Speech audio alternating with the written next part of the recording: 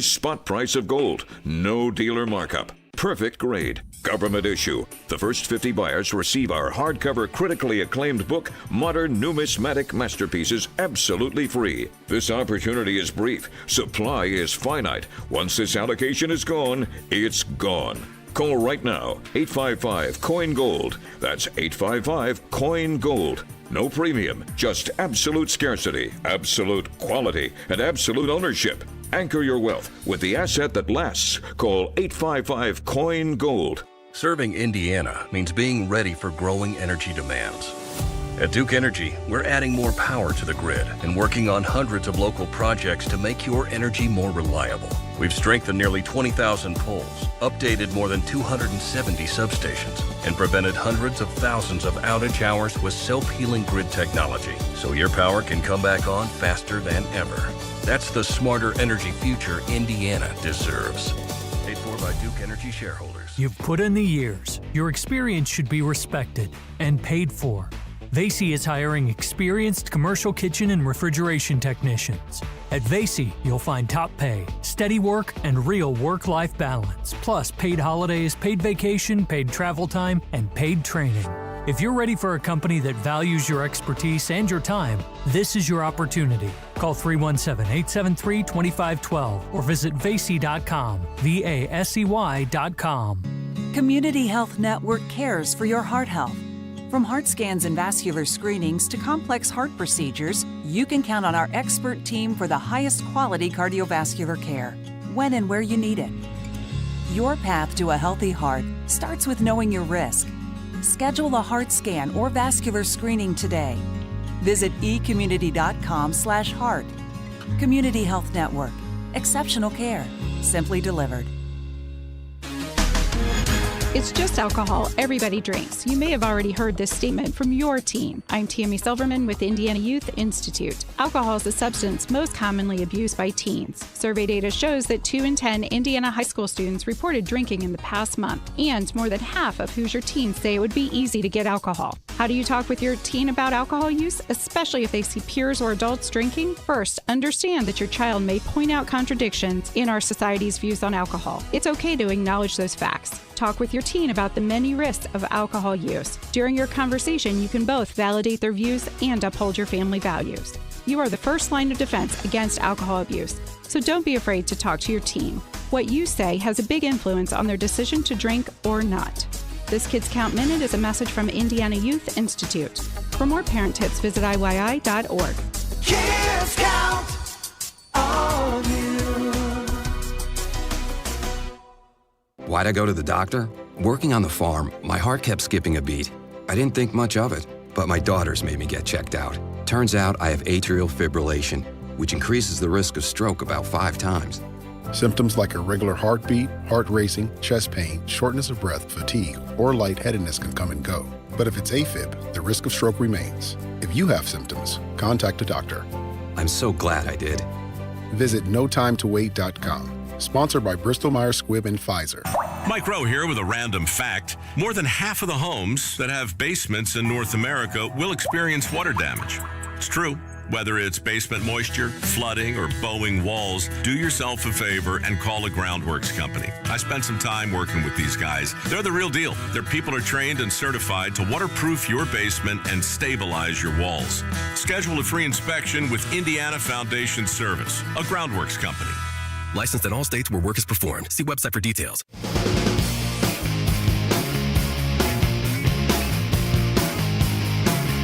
Thomas Massey said the Epstein scandal is bigger than Watergate, bigger than Iran-Contra, longer in time, involved multiple administrations, and that we have to get to the bottom of it. And that seems to be what he is trying to do.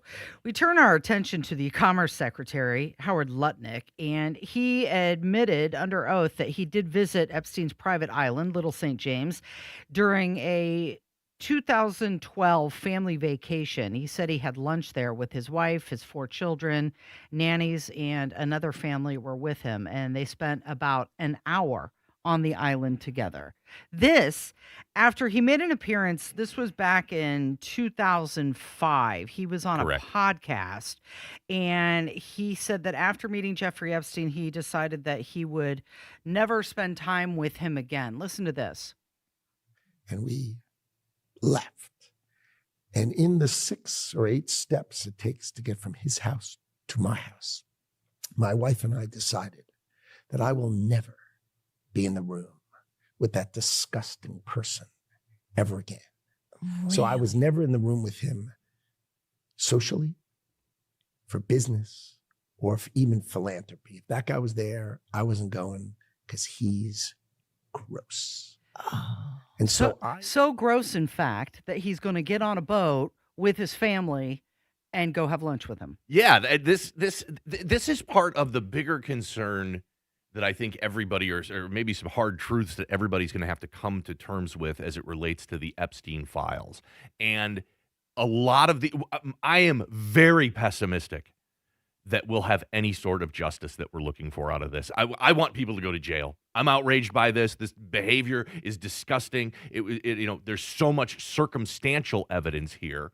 But the problem is most of these potential crimes that could have been committed probably have the statute of limitations has expired on our ability to potentially prosecute them criminally. And most of what we're seeing in these Epstein files are circumstantial evidence. There's very little hard evidence of crimes specifically taking place, the type of evidence you would need to convict somebody in a court of law. So what are we left with as a public, as a culture? What are we left with on this? Because we want some decisions about this. We want some justice as it relates to this. So the only thing we're pretty much left with is public shaming of these individuals that look like something awful was going on, and the truth. Now, you've got to give massive props to Thomas Massie for fighting this fight. Also, Democrat Ro Khanna has also been very forward about wanting to have the truth and all of these files come out and redacting as much of them as possible.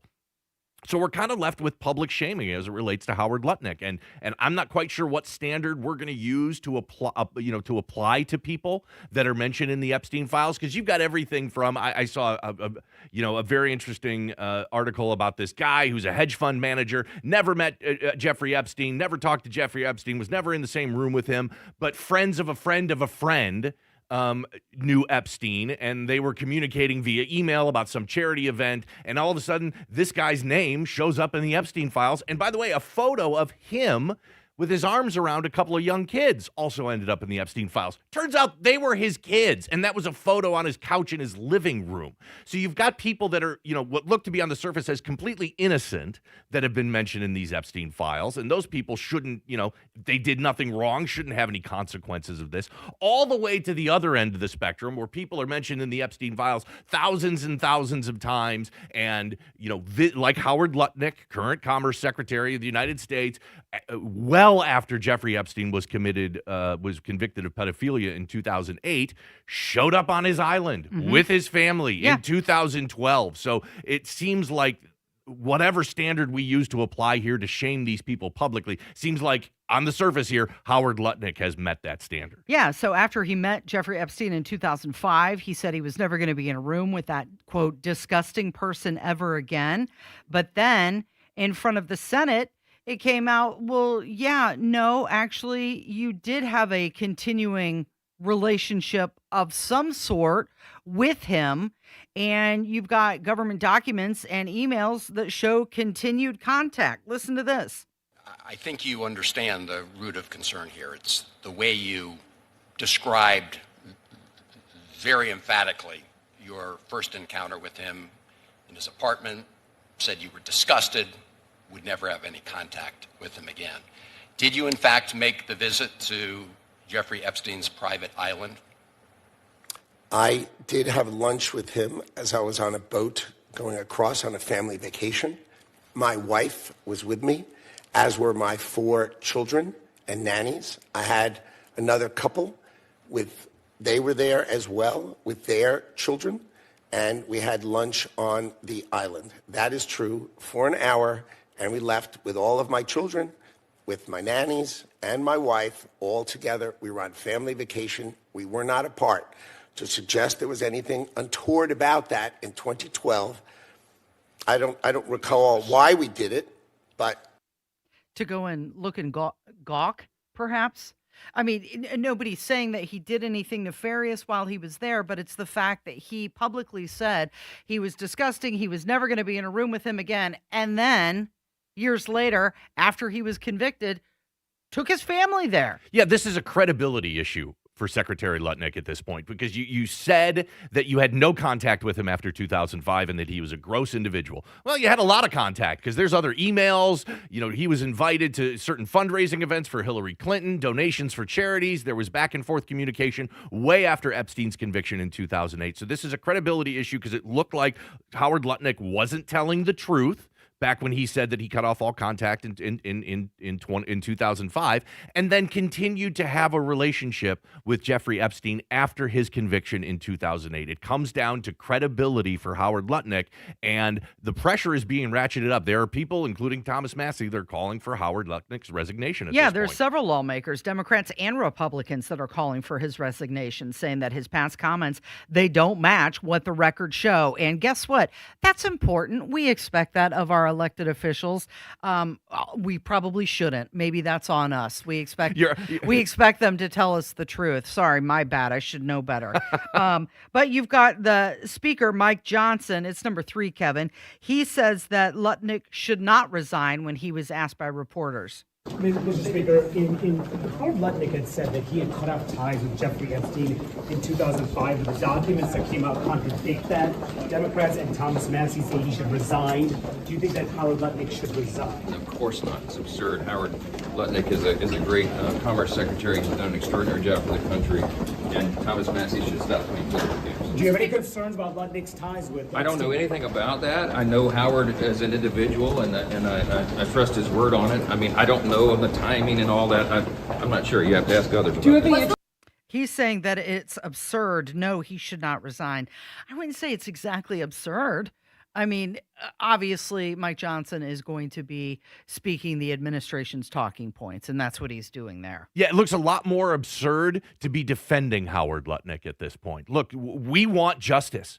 We want people to go to jail for these awful crimes that looks like they were committed on these young, innocent children. We want people to face justice and to go to jail, and it's highly unlikely we're not going to get that. So we'll come for something else, and maybe that's your job, Howard Lutnick, and maybe nothing untoward did happen, but I can guarantee you what it looks like, allegedly proved out here, you lied to us when you said you didn't have any contact with him after 2005, and you took family vacations there, and you had continued contact with him after his conviction in 2008. In my mind, that is enough for people to call for his resignation, and Howard Lutnick should resign.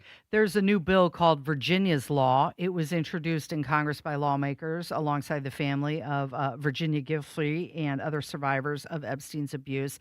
And what it would do, it would remove the statute of limitations. Now, this is only for civil lawsuits for survivors of the abuse in federal court. It does not include any criminal. At the very least, if Howard Lutnick is not going to resign as Commerce Secretary, then the House should subpoena him, put him in front of the committee under oath, and have him answer questions associated with this. That, at the very minimum, should happen, because you lied to us and you continued a relationship with a known convicted pedophile after his conviction in 2008. Put him on the stand under oath in front of Congress, subpoena him, and have him answer questions about this. At the very minimum, that's what we should be doing for the Commerce Secretary, Howard Lutnick. You're listening to 93 WIBC. Were you born from 1945 to 1965? People born during these years are 5 times more likely to have hepatitis C, but most people don't know they are infected. So even if you try to eat right, exercise, and take care of yourself, you can still have hepatitis C, a serious liver disease that often has no symptoms. In fact, people can live with hepatitis C for decades without feeling or looking sick. But over time, hepatitis C can cause serious health problems, including liver damage, liver failure, or even liver cancer. Getting tested is the only way to know if you're infected with hepatitis C. That's why the CDC recommends everyone born from 1945 to 1965 get a blood test for hepatitis C. Treatments are available that can cure this disease. So talk to your doctor about getting tested. It could save your life. A message from the CDC. My grades were bad. I would get D's and C's. I appeared to be doing good at my school life, but if you would see me at home, it would have been a completely different story. I mean, it was just rough focusing on school when your mother is somebody you have to take care of. It got worse and worse and worse throughout the years. There are students who need somebody. They can trust someone, and it could be the first person they've ever trusted in their life. Communities in Schools is lowering America's dropout rate by helping more than 1.3 million kids every year get whatever they need to succeed in school. If something was going on at home, we would go just stop by Miss Liberty's office and talk to her. Communities in Schools vouched for me when everyone else had lost hope. You can help change the picture of education right here in your community and across the nation. Visit communitiesInschools.org. I hear people say we can't save every kid, but I think that we can. 93 WIBC Mobile News. On the level, on the go. Unspecified security reasons. I'm Jarrett Lewis. Here's what's trending now at 9:30. The FAA announcing it is closing the airspace around El Paso International Airport in Texas for 10 days with no explanation for why. Fox's Todd Pirro reports. The airport confirming this in a statement saying in part, quote, the FAA on short notice issued a temporary flight restriction halting all flights to and from El Paso. Commercial airlines operating out of El Paso are being informed of the restriction, which appears to be security related. The airport averages more than 10,000 passengers daily. Major airlines like Southwest, United, American, and Delta all operate flights there. This is the first time all flights to and from a major airport in the U.S. have been grounded since after the 9/11 terror attacks. And the government warns it may detain any pilots who violate the flight restrictions. The airport sits near the U.S.-Mexican border. The House is set to vote on the Save America Act today, which would mandate photo identification for voters across the United States, among other changes to voting. The bill is an updated version of the SAVE Act that passed the House last April, but was never taken up in the Senate. And President Trump is set to deliver his State of the Union address on February 24th. It will mark the first State of the Union of his second term and give the president the chance to shape the GOP's message to voters going into a midterm election that will determine whether Republicans maintain control of Congress. House Speaker Mike Johnson joined Fox Business's Mornings with Maria, saying he's going into the midterms feeling confident. I expect to win. I believe we are going to win the midterms and grow this majority, so our job's a little bit easier. And the reason I'm so confident in that is we have an extraordinary record to run on. A recent Fox News poll found that the Republican Party is seen as better to handle issues like border security, national security, and immigration, while the Democrats are favored on health care, helping the middle class, and affordability.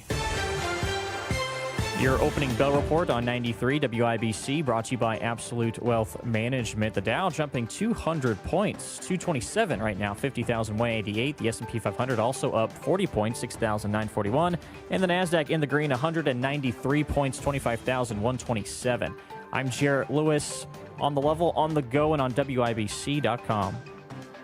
Garage door problems? Call today for service today. Garage Doors of Indianapolis services all makes of garage doors 24 hours a day, 7 days a week. Call today for service today. 875-4577. Call today for service today. Get it fixed right now. Call Garage Doors of Indianapolis at 875-4577 or visit doorstoday.com. In the morning, call 875-4577. Service today. It's time. You've been putting off that kitchen or bath remodel long enough. What are you waiting for? Get started today with Boer Remodeling. Boer Remodeling customer Kathy had a bath remodel with Boer. Kathy, talk a little bit about your experience. Our experience with Boer has been terrific. The process was so easy and seamless. When we decided to do a larger remodel of our first floor, Boer was the first company we thought of hiring. And were you happy with the results? The results are amazing, and we are so happy with our home and the work that Boer did. Peter is another recent Boer Remodeling customer with a new kitchen. Peter, what was the best part about working with Boer? We especially liked the active participation we were able to have in selection of stone for the countertops really came out beautiful. The cabinets also came out very, very well. The best materials, the most skilled craftsmen in Central Indiana. They'll guide you through the entire process. Start with a free consultation. Talk to Boer Remodeling today. That's BOOHER, BoerRemodeling.com. Chase away those winter blues with a new car from Tom Roush Lincoln. Hurry in for the 8, 9, 10 deal from Tom Roush. Get $8,000 off new Nautilus or $9,000 off new Corsair. Or how about $10,000 off Lincoln Aviator? Come get a great deal on all three from Tom Roush, where our family served yours since 1972. Corsair stock number L25566, MSRP 55340. Nautilus stock number L26030, MSRP 62705. Aviator stock number L25384, MSRP 79450. See dealer for complete offer details. If you owe back taxes, listen carefully to rule number 1. Never go up against the IRS alone. They're cracking down, freezing bank accounts, garnishing paychecks, canceling passports. Even your home or business could be at risk. But here's what they don't tell you. The IRS has powerful tax relief programs that could save you thousands if you qualify. That's why smart people call Optima Tax Relief, America's #1 tax resolution firm. Nobody knows these programs like the experts at Optima. Their team of tax attorneys and licensed professionals have resolved over $2 billion in tax debt for people just like you. The IRS is not stopping, so don't wait, and don't take them on alone. For tax help you need, for tax help you can trust, call Optima today for a free consultation. Call 800-598-4799. 800-598-4799. 800-598-4799. Optima Tax Relief. Some restrictions apply. For complete details, please visit OptimaTaxRelief.com. Join us every Friday right around 5:50 for Beer Sample Friday. Brought to you by Thompson Furniture and Mattress in Columbus, home of free delivery within 75 miles of their store. Listen, were you forced into getting a solar contract and now you just don't want it anymore? Maybe the solar company misled you. Or is your solar contract buried with hidden fees? Are you not saving the amount of money you thought you would on your energy costs? Don't worry. At the Solar Exit Hotline, we can help you cancel your solar contract, even if the panels are already installed. Our experienced legal team will review your contract and help you cancel it, possibly saving you thousands of dollars. You got to call right now for complete details. So listen, if you're not happy with your solar contract for any reason, we are here to help you cancel it. Call the Solar Exit Hotline now for immediate options to help you exit your solar contract. This call is 100% free. 800-798-9512. 800-798-9512. 800-798-9512. That's 800-798-9512. This morning, you probably woke up to the news that the El Paso International Airport was shut down. They issued a temporary flight restriction, citing special security reasons. They grounded flights, there was lack of advance notice, and then an abrupt reversal.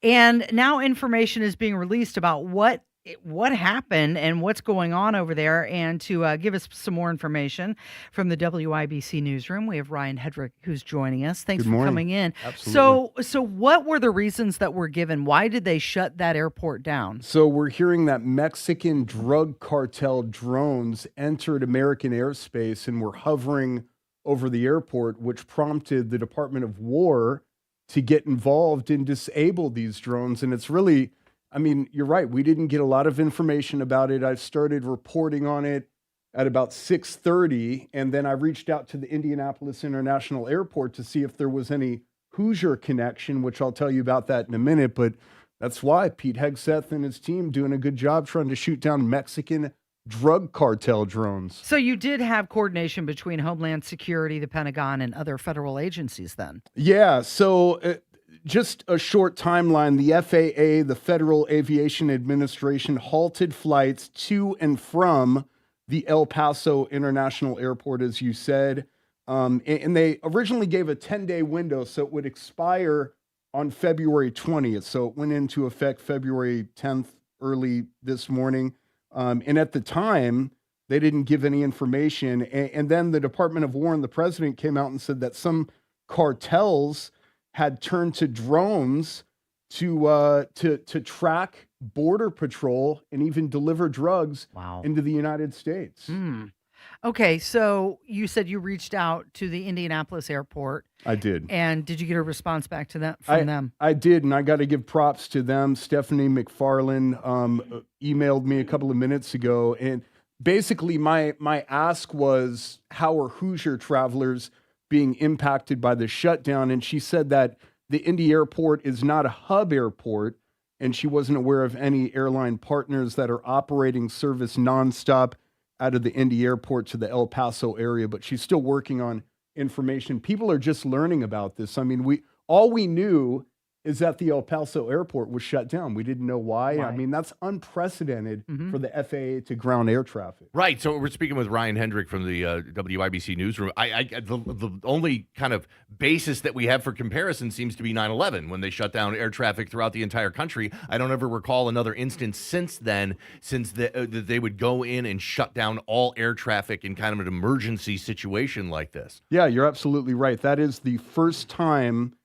since 9/11 that's happened. So Trump, just to go back, because Trump, it's well documented that he has been at war with the drug cartels. You may remember last month when he said that the cartels were running Mexico. Yep. And that the president, Scheinbaum, had no control over Mexico. And at the time, we're like, what do you mean she has no control over Mexico? Well, this is evidence that the Mexican drug cartels are running Mexico, and now they're infiltrating the United States. And that's really kind of the next question that comes from this. I mean, this information has been, we've been drinking from the fire hose here this morning, trying to absorb what's going on. And now that we're getting a better picture of what's going on, now it kind of moves to, okay, what does this mean? Because we just had drug cartels that entered into our airspace with sophisticated drones.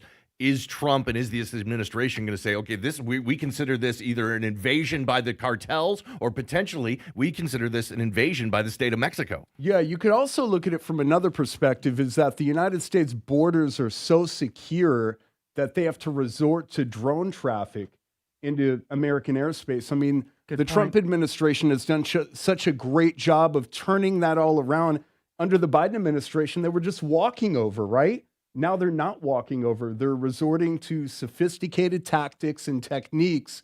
And I think this is an escalation in the United States war over Mexico. I mean, I think we have to look at all aspects. This is not, though, the first time that drones have been used in drug delivery. I think here in Plainfield, at the prison, Indiana State Police were telling us last year that drugs were being dropped onto the prison yard from drones. So certainly, whether it's the cartel or another drug trafficking organization, they've been using these drones for a long time. How much does this relate to the proximity of it being next to Fort Bliss? Or is this just because it was the border? I think it's just, I mean, if I had to guess, I think the drug cartels have been hurt badly by the lack of human trafficking, which to me was the majority of their income coming in across the border. Now, the Trump administration has dried up that revenue stream, and now they're just kind of, they're back on their feet trying to think about how and when they could drop drugs in. I think this is a desperate tactic. It's also something to nudge the Trump administration to say, hey, we're still here, because the cartel has no lack of funds. I mean, these people are rich. They have hundreds of billions of dollars at their disposal, and they'll use it any way they see fit. What do you have that you're working on? What's coming up? Very interesting story coming out of the State House yesterday. This bill that's now advanced to the Senate committee would give Mike Braun full authority to kind of militarize the National Guard. Right. And there was a guy that testified in front of a Senate committee yesterday, and he admitted in public that he's been a paid protester for 10 years. I mean, we've heard a lot about paid protesters. The other side says there's no paid protesters. You're being hyperbolic. And he testified that, in fact, he is. Yeah. He's one of them. He said he was in Alabama 10 years ago for the George Floyd riots. He talks about the damage, and he says that the Senate has this all wrong, that this bill can't go forward. So I'll have that story out probably in the next 10 minutes. All right. Thank you, Ryan Hedrick. We appreciate you. You're listening to 93 WIBC. Hammer and Nigel show back at it this afternoon. The biggest stories in Indy, the biggest stories nationally, and some tasteful fart jokes. Stay warm and cozy all winter long with a Howald Heating, Air Conditioning, and Plumbing tune-up. Seasonal wear and tear can take its toll on your furnace. Schedule now. Howald Heating, Air Conditioning, and Plumbing, where coming home never felt so good. Comcast Business helps turn today's small businesses into engines of modern business. It's how restaurants become reliably up and running neighborhood favorites. How retailers become seamlessly restocking, cyber-securing, must-visit shops. And how healthcare offices become the data managing caregivers that we all depend on. With reliable connectivity, enhanced cybersecurity, advanced fiber solutions, and Wi-Fi backup, Comcast Business is powering the engine of modern business. Powering possibilities. Now through March 22nd, switch to Comcast Business and get started with 300 megabit internet plus Security Edge for $74 a month for 12 months with a 2-year agreement. Or ask how to lock in your rate for 5 years on a qualifying internet bundle and get a $500 prepaid card when you add 2 lines of mobile. For a limited time only. Call today. Restrictions apply. New customers only. Requires enrollment and paperless billing and automatic payments with bank account. Equipment, taxes, and other fees extra. After promo, regular rates apply. As you know, I had my garage floor coated with Galaxy concrete coatings a while back, and like anyone, I did some homework before I said, let's do this. Here are some things that I found out. First, Galaxy concrete coatings is local and ready to give you and all of Indianapolis a transformation. Next, Galaxy concrete coatings is 4 times stronger than epoxy, and it's designed to not only work in your garage, but they can also use it on driveways, walkways, around your pool or patio. With it being UV resistant, it will not yellow. Oh, and it's ready to go in 24 hours, so you can drive, walk, run, dance, splash on it right away. Now for my fun part. I got you 15% off. Just tell them when you call 317-343-0879 you want the Casey deal. You got to tell them the Casey deal for 15% off. And check out their site at galaxyconcretecoatings.com. They are truly out of this world. Without an Advent clinic nearby, people suffering needlessly from chronic nasal congestion and sinus infections would be stuck with either Band-Aid or sledgehammer solutions. Band-Aids are pills or nasal sprays, and they're not true solutions. Surgery is a sledgehammer, and that's what we're trying to avoid. Because most people don't need surgery for nose and sinus issues, nor do they want a 14-day recovery. Our unique Advent approach can, in 20 minutes in our office, open your blocked nose for good, with only 1-day recovery. I'm Advent founder Dr. Kandula. Outside of Advent's 4 walls, invasive surgery is what they'll recommend. But here you will find effective and convenient in-office solutions to help you stop the need for Band-Aids and avoid the sledgehammer. Go to adventknows.com to schedule your appointment, because Advent knows when you breathe well, you live better.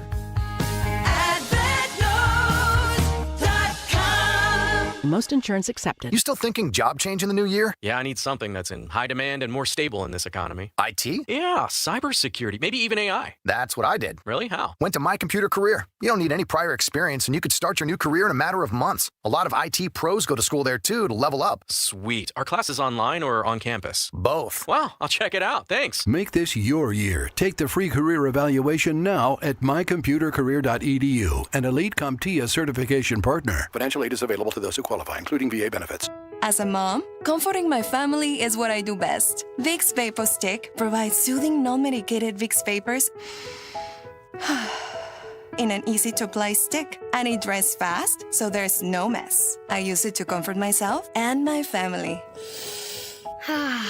Thanks, Mom. Vicks Vapo Stick, soothing comfort for the whole family. And try Vicks Vapo Shower Max for steamy Vicks Vapors when you need more comfort for yourself. Use as directed. LifeLock, how can I help? The IRS said I filed my return, but I haven't. 1 in 4 tax-paying Americans has paid the price of identity fraud. What do I do? My refund, though. I'm freaking out. Don't worry, I can fix this. LifeLock fixes identity theft guaranteed and gets your money back with up to $3 million in coverage. I'm so relieved. No problem. I'll be with you every step of the way. 1 in 4 was a fraud-paying American. Not anymore. Save up to 40% your first year with promo code NEWS at LifeLock.com. Terms apply. Head to the contest page at WIBC.com and enter for your chance to win a pair of tickets to see Yacht Rock Review Saturday, September 12th at Ruoff Music Center.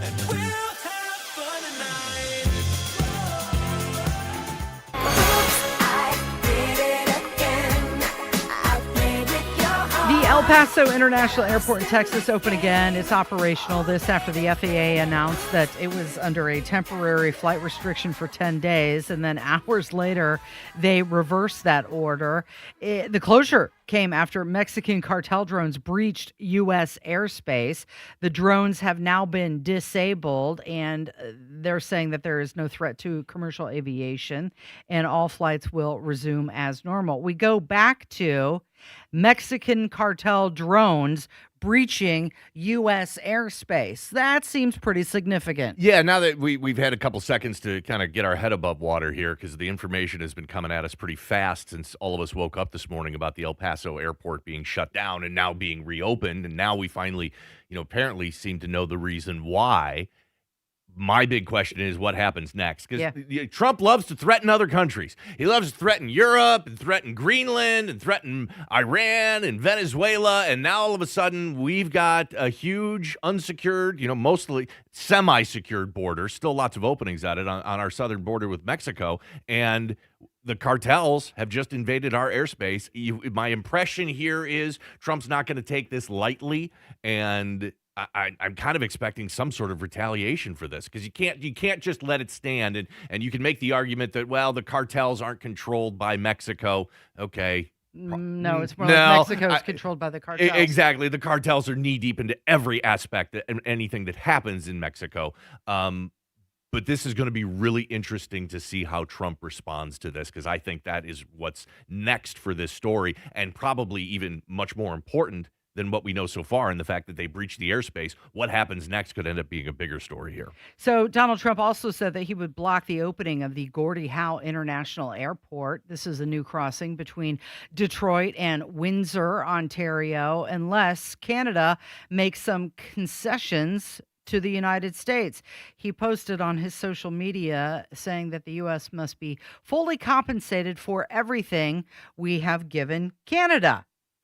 Yeah, okay, can we, and this is the Gordie Howe International Bridge that is supposed to connect Detroit, Michigan to Windsor, Ontario. And can we just give a second and talk about how it's awesome that they named this the Gordie Howe International Bridge? For those that don't know, Gordie Howe, a famous Hall of Fame hockey player, played for his career for the Detroit Red Wings, so it kind of makes sense. Canada and hockey go together. He played for the Detroit Red Wings right across the river there, so I love the fact that they called this the Gordie Howe International Bridge. But this is just part, again, back to what I was talking about before, Donald Trump wanting to pick fights with everybody. He loves picking fights with Mark Carney and the country of Canada. And I think it looks like on the surface, this is just another opportunity for him to be a thorn in Mark Carney's side and use this. It's another point of leverage. Again, we keep going back to Donald Trump and the art of the deal, and everything that he does and negotiates with is all about leverage. And we're still having these trade negotiations and tariff negotiations with Canada.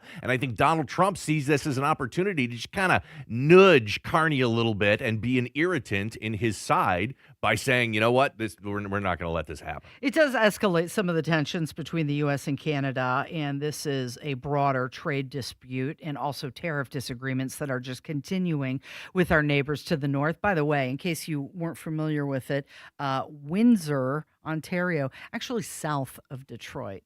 I always think of it as being north of Detroit, but when you look at a map, it's actually south. Well, anytime you think about Canada, you always, obviously your default position goes to being north, but yeah, it's different there. And there is currently a bridge, the Ambassador Bridge.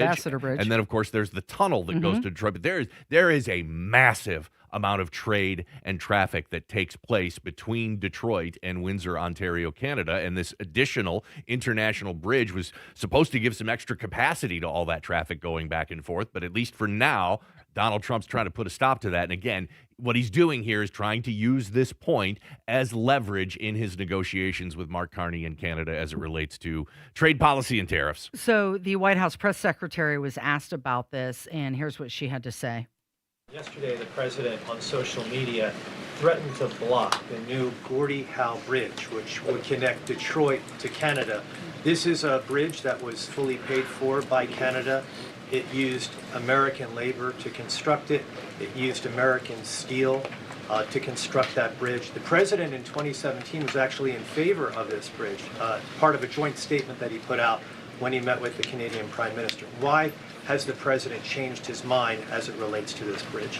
I think the president was very clear and direct in his truth, John, but just to reiterate, the fact that Canada will control what crosses the Gordie Howe Bridge and owns the land on both sides is unacceptable to the president. It's also unacceptable that more of this bridge isn't being built with more American-made materials, even more so than what President Barack Obama committed to with the Canadians at the time, at the start of the project. He also believes that the U.S. should own at least half of the bridge, have shared authority over what passes across it, and participate in the economic benefits generated by its use. This is just another example of President Trump putting America's interests first, and so he made that very clear in his call with Prime Minister Carney earlier today. So you've got Canadian leaders saying they expect the issue will be settled through discussion relatively soon. The governor of Michigan not happy about this. She said that Canadians paid for the bridge. The bridge was built with organized labor, union labor on both sides of the bridge, including Michiganders. Of course, Gretchen Whitmer is concerned about the economic impact to her state if that bridge remained closed. However, it's the unfair Canadian trade imposed on products crossing that bridge that's going to eclipse all the cost of it. They're not putting American products on their shelves. Look, I don't know why Canada decided that they wanted to get into a fist fight with Donald Trump. A lot of the other countries just kind of let Trump roll over them because they knew that Trump could do whatever he wanted. But it was Canada that was like, nope, elbows up, Canada. We're going to fight back and we're going to talk tough. And they're going to have their various provinces and the leaders of those provinces say nasty things about Trump. Remember, they ran a complete commercial schedule here in the United States that tried to interfere with the elections. They've tried to ban our product. Canada just seems to be like the only country that hasn't gotten the message. If you want to go to war, figuratively, with Donald Trump and enter this trade war, Canada has no leverage. They're dealing with the best in the business at this, and Donald Trump. I just don't understand how much more they're going to be able to put up with here and how much more pain Canada is going to be able to absorb before they just finally capitulate. Britney Spears has sold the rights to her entire music catalog, meaning that she has given up ownership of all of her hit songs, and the deal was reportedly about $200 million. So that's the latest trend, right? You've got major artists who've done similar deals like Justin Bieber and Bruce Springsteen and Bob Dylan.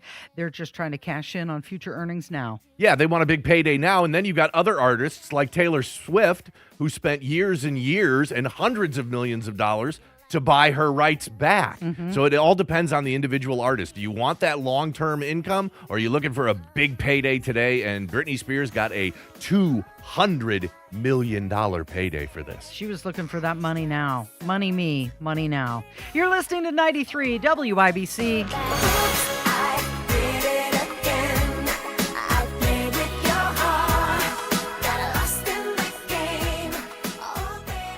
Well, here's a stat that's going to piss you off.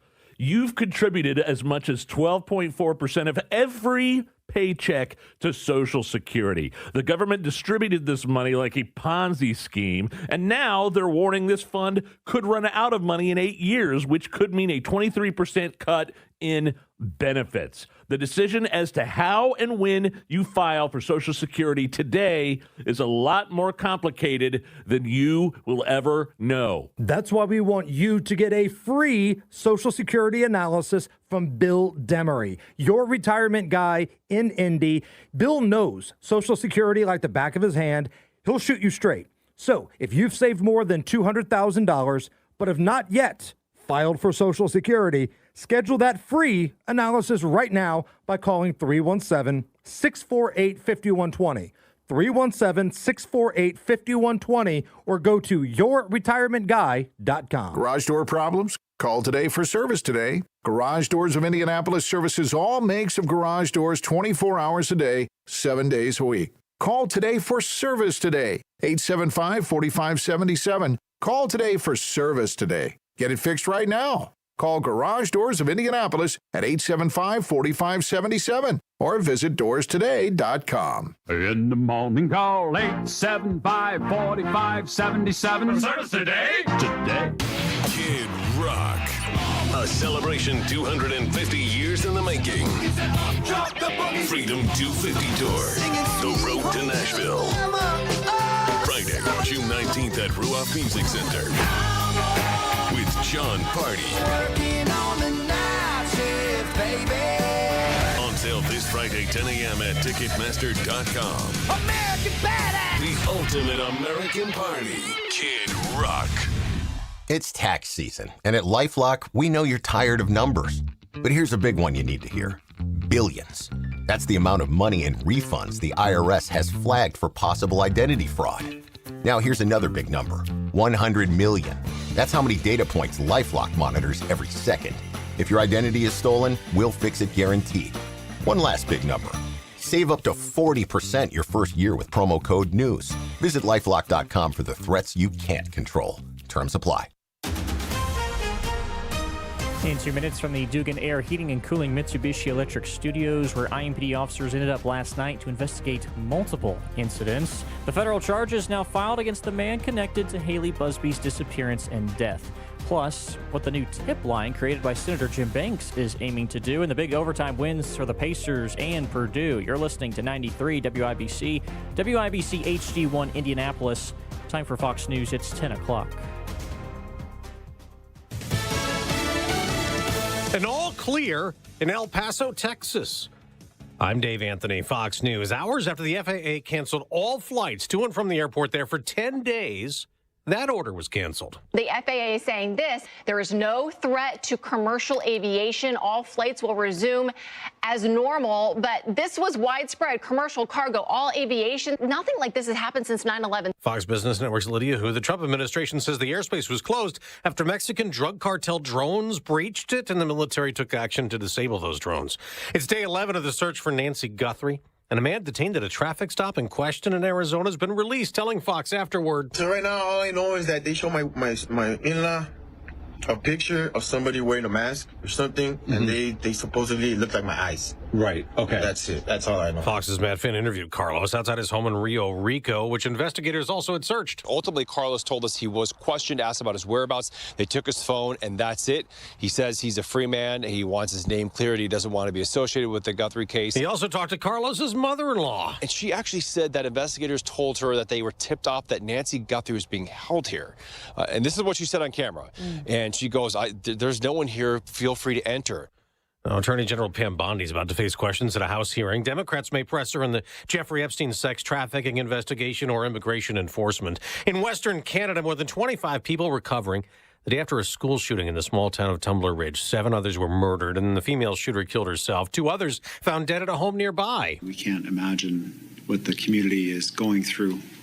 But I know it's causing us all to hug our kids a little bit tighter. British Columbia Premier David Eby. There was a hiring surge last month, 130,000 jobs, about double what was expected. The unemployment rate fell slightly in January to 4.3%. President Trump on Truth Social just posted, the golden age of America is upon us. America's listening. It's Dave. 93 WIBC Mobile News. On the level, on the go. 2 shootings and a stolen vehicle. We've got sunny skies. It's 32 now in the Circle City with a high around 43 for today. I'm Jarrett Lewis. Here's what's trending at 10:02, brought to you by Window Nation. IMPD officers first going to an area just north of the Blackburn Terrace Apartments on Indy's near northeast side late Tuesday night for a call about shots fired. They found one young person with gunshot wounds. Then, just a minute down the road, a second shooting call came in that also involved a kid. IMPD Night Watch Lieutenant Greg Scott is wondering where the adults are. Just need to get some parents involved and be parents with their children. Police have not yet released the names or ages of the victims. Anyone with information about the shootings is asked to contact IMPD or Crime Stoppers. Police are also investigating a crash involving a stolen vehicle from last night on the city's north side. 2 people inside that car were taken to a hospital with injuries. A grand jury is indicting 39-year-old Tyler Thomas on federal charges Related to the death and disappearance of Fisher's teenager Haley Busby, the Columbus, Ohio man now faces charges of sexual exploitation of a minor and interstate travel to engage in illicit sexual conduct. Thomas remains in custody as federal investigators continue to look into the 17-year-old's death. There's been an update to an Indiana immigration bill. Janet Cruz has that story. While many Democratic amendments were defeated on Tuesday, one key protection for U.S. citizens was added to Indiana's controversial immigration bill. The House adopted an amendment from Representative Carolyn Jackson that allows citizens to legally challenge their detainment if they're wrongfully held by ICE. However, a move to allow those victims to seek financial damages for lost wages was rejected. The bill, which also targets sanctuary policies in schools and hospitals, is now moving toward a final vote in the House. Janet Cruz, 93 WIBC Mobile News. Indiana Senator Jim Banks is launching a tip line to protect Americans from truckers who are illegal aliens, not authorized to drive a truck, or do not speak English proficiently enough to safely drive. The tip line was created in response to numerous instances of illegal aliens with commercial driver's licenses causing accidents that resulted in injuries or deaths. One of those incidents happening in northeast Indiana earlier this month, where 4 Amishmen were killed in a crash involving a Kyrgyzstan national driving a semi. How about the Indiana Pacers beating the New York Knicks last night at the Garden, 137-134 in overtime? Head coach Rick Carlisle on what made the difference. Our positioning was good. We had some very good help situations. We covered for one another. And then, NBA games are crazy at the end. It's like boom, boom, boom, and all of a sudden, it's a 1-point game. So Pacers forward Pascal Siakam dropped 30 to lead the blue and gold. They head over to Brooklyn tonight to face the Nets. Also winning in overtime last night, the Purdue Boilermakers. Number 13 beats number 7 Nebraska in Lincoln 80-77. I'm Jarrett Lewis on the level, on the go, and on WIBC.com. Window Nation, WindowsNation.com. Window Nation was recently ranked highest on Forbes' list of best window installation companies, so you can trust Window Nation for high-quality, affordable windows. That's what I did. They were in and out of my house within a day, replaced the whole front of my house with brand new windows, saving a ton on energy bills, keeping the cold air out and the warm air in with Window Nation and WindowNation.com. Schedule your fast and free estimate right now with Window Nation. Go to their website, WindowNation.com. Shop around, find what you like, but take advantage of this deal. Buy 4, get 4 windows for free, and get an extra 10% off. And again, a fast and free estimate is available at WindowNation.com. But to get the deal, you have to tell them Hammer and Nigel sent you.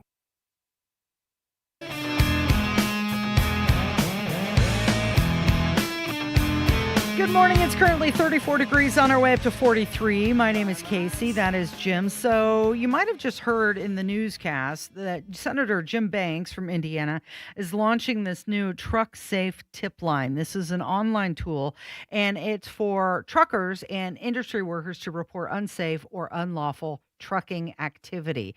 The tip line lets people report carriers that are suspected of breaking federal law, and it includes those that employ drivers that are not legally authorized to work or drive in the United States, and those that don't meet the required safety or English language standards. This tip line was launched following that fatal truck crash that happened in Jay County in Indiana. That's where that semi driver, who was reportedly an illegal, crossed into oncoming traffic and killed 4 people.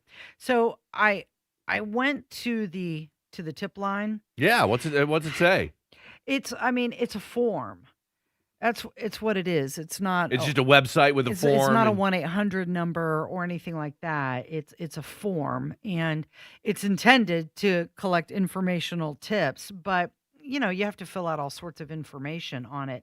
I'm just curious, and they also want your employment information as well. Wait a minute, if I'm sending in a tip, I can't do it anonymously, and to the point where they have to know where and who I'm employed by. That seems a little unnecessarily intrusive into all of this. They also want the commercial driver's license number as well, and your employment status. I think it's a good idea. I think the intention is good.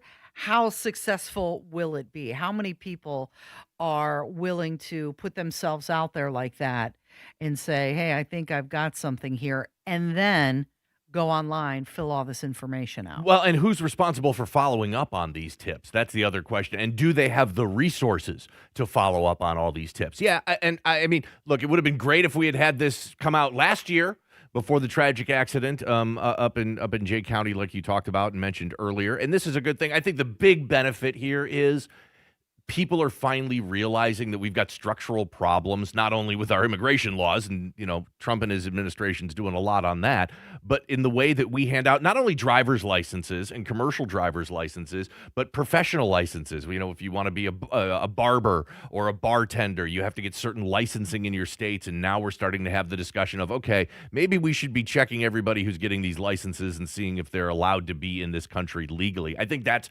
really the benefit here, is just the continued awareness and the continued focus on the structural problems we have with driver's licenses, and some states that are handing them out willy-nilly to anybody. I mean, you can get a driver's license in California pretty easily, and then all of a sudden you're driving an 18-wheeler in the state of Indiana. Bringing awareness to that and trying to find ways how we can keep that from happening and keep our roadways a little bit more safe. I think that's what you'll ultimately see as a better end result from this. You asked who's going to be reviewing this. Yeah. The reports that are submitted to the Truck Safe Tip Line, they're going to be reviewed and shared with the U.S. Department of Transportation and its Office of Inspector General.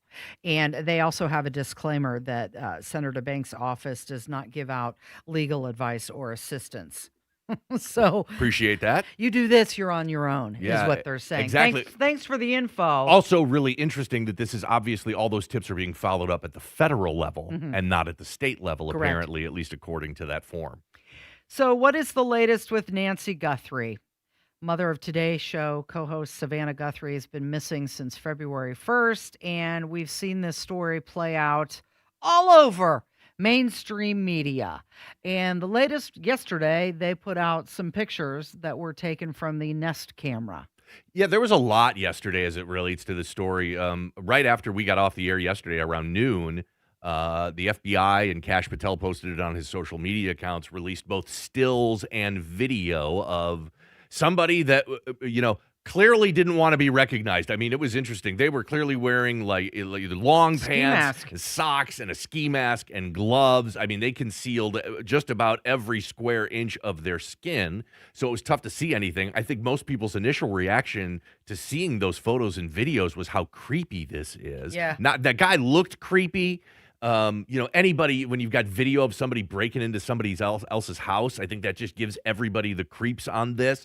There's also the aspect and the constant reminder that we live in a surveillance society, and one that has not been instituted, or at least not necessarily exclusively instituted on us by states and governments and federal governments, but by the population as a whole. I mean, ring cameras are so popular and so pervasive in this country, and they're everywhere. It's just another reminder that seems like anything we do anywhere, cameras are watching and we're being recorded, and this was another reminder of that. So a lot of people were asking, though, if they weren't paying for the service on the Nest camera, how were they able to get those pictures and that video? So there was a lot of discussion about this because these services, you can either just watch live video, or if you pay, you can, you know, get your videos uploaded to the cloud and access them. And obviously Nancy Guthrie did not pay for that service, but you have to think about it from the operator's perspective, and Nest is owned by Google. And so the way Google manages this is they record these and hold on to them temporarily, because you may end up paying for them, but they're deleted pretty quickly. But as we all know, with any computer, when you delete something, that doesn't instantly mean that it's gone forever. There's the potential for recovery for this. So what it looks like is the FBI went to Google and said, hey, we're looking for this camera. I know you don't store it. I know you don't archive those and keep them for very long, but it looks like they were probably able to recover this footage from the deleted files at the Nest or Google headquarters. So he's the biggest cootie I've ever seen, but on CNN, you've got Brian Stetler saying that Google apparently deserves a lot of credit for this video breakthrough. You plug these in, you're able to see whatever the camera sees, but unless you have a monthly subscription to the cloud interface, there's not a backup of the recordings. You're able to see the video live if you have it plugged in, but you're not able to see a backup. a lot of people don't bother to pay for the backup for $10 a month or whatever it is, because all you're ever going to see on your cameras is, well, in the Tucson desert, maybe a coyote every once in a while. But in this instance, according to the FBI, the Google engineers, these data forensics experts, were able to somehow retrieve the raw material that was coming off the camera live, that was being fed onto the servers live, even though there was not a subscription. There's going to be a lot of questions about that, and so far we've only seen the video from what seems to be the doorbell camera and not from any other cameras around the home, Boris. Okay, so what they're saying, that Nest is saving the footage of residents even if they don't subscribe to their services, and then sharing that data with authorities. Sounds kind of crazy. It doesn't matter if somebody removes the camera from the wall. The information is uploaded to the cloud anyway. Later on in the program, we're going to talk about that Ring Super Bowl commercial that is making a lot of people nervous in what seems to be an ever-growing surveillance state. Look at flock cameras, for example.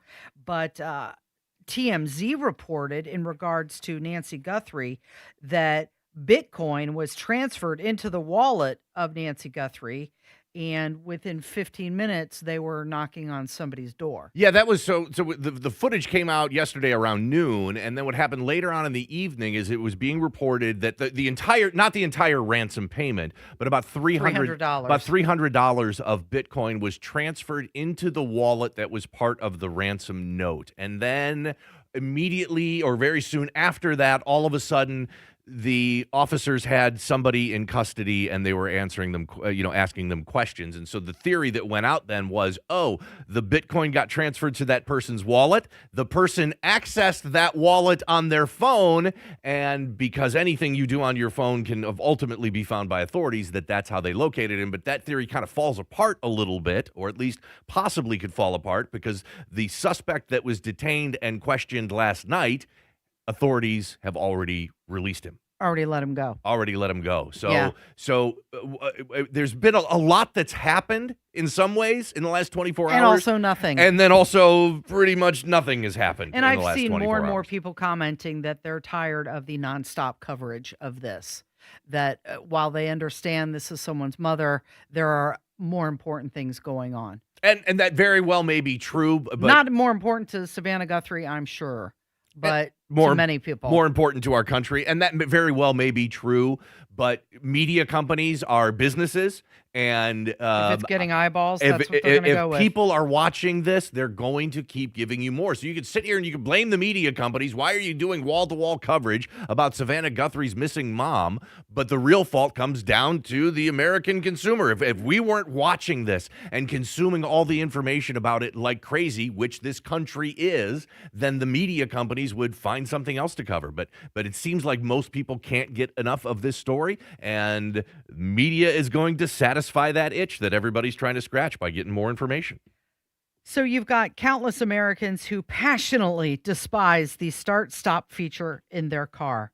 My car doesn't have one of this. In fact, I don't think I've ever driven a car that has this. Yeah, my car doesn't have it either, but the only time I've ever driven a car that had that auto stop start function, it was a rental car. And it is, if you're not used to it, it's a little bit like, hey, what's going on? And basically what the feature does is when you come to a stop at a stoplight, your engine shuts off automatically. You don't do anything, the engine automatically shuts off, and then when the light turns green and you put your foot on the gas pedal, then the engine starts back up again. So the EPA administrator, Lee Zeldin, he is very critical of the feature, saying that everyone hates it and he's doing something about it. It's going to make it go away. Yeah, and I look, this has been a gripe and a complaint from a lot of drivers for years since this auto start-stop feature started becoming prominent on a lot of automobiles. My concern with it always is, starting your car, not real easy on your battery and your starter. So think about it. How many times do you start your car a day? You start it once to go to work, once to come home to work. Maybe you run a couple of errands. Maybe you start your car 5 times a day.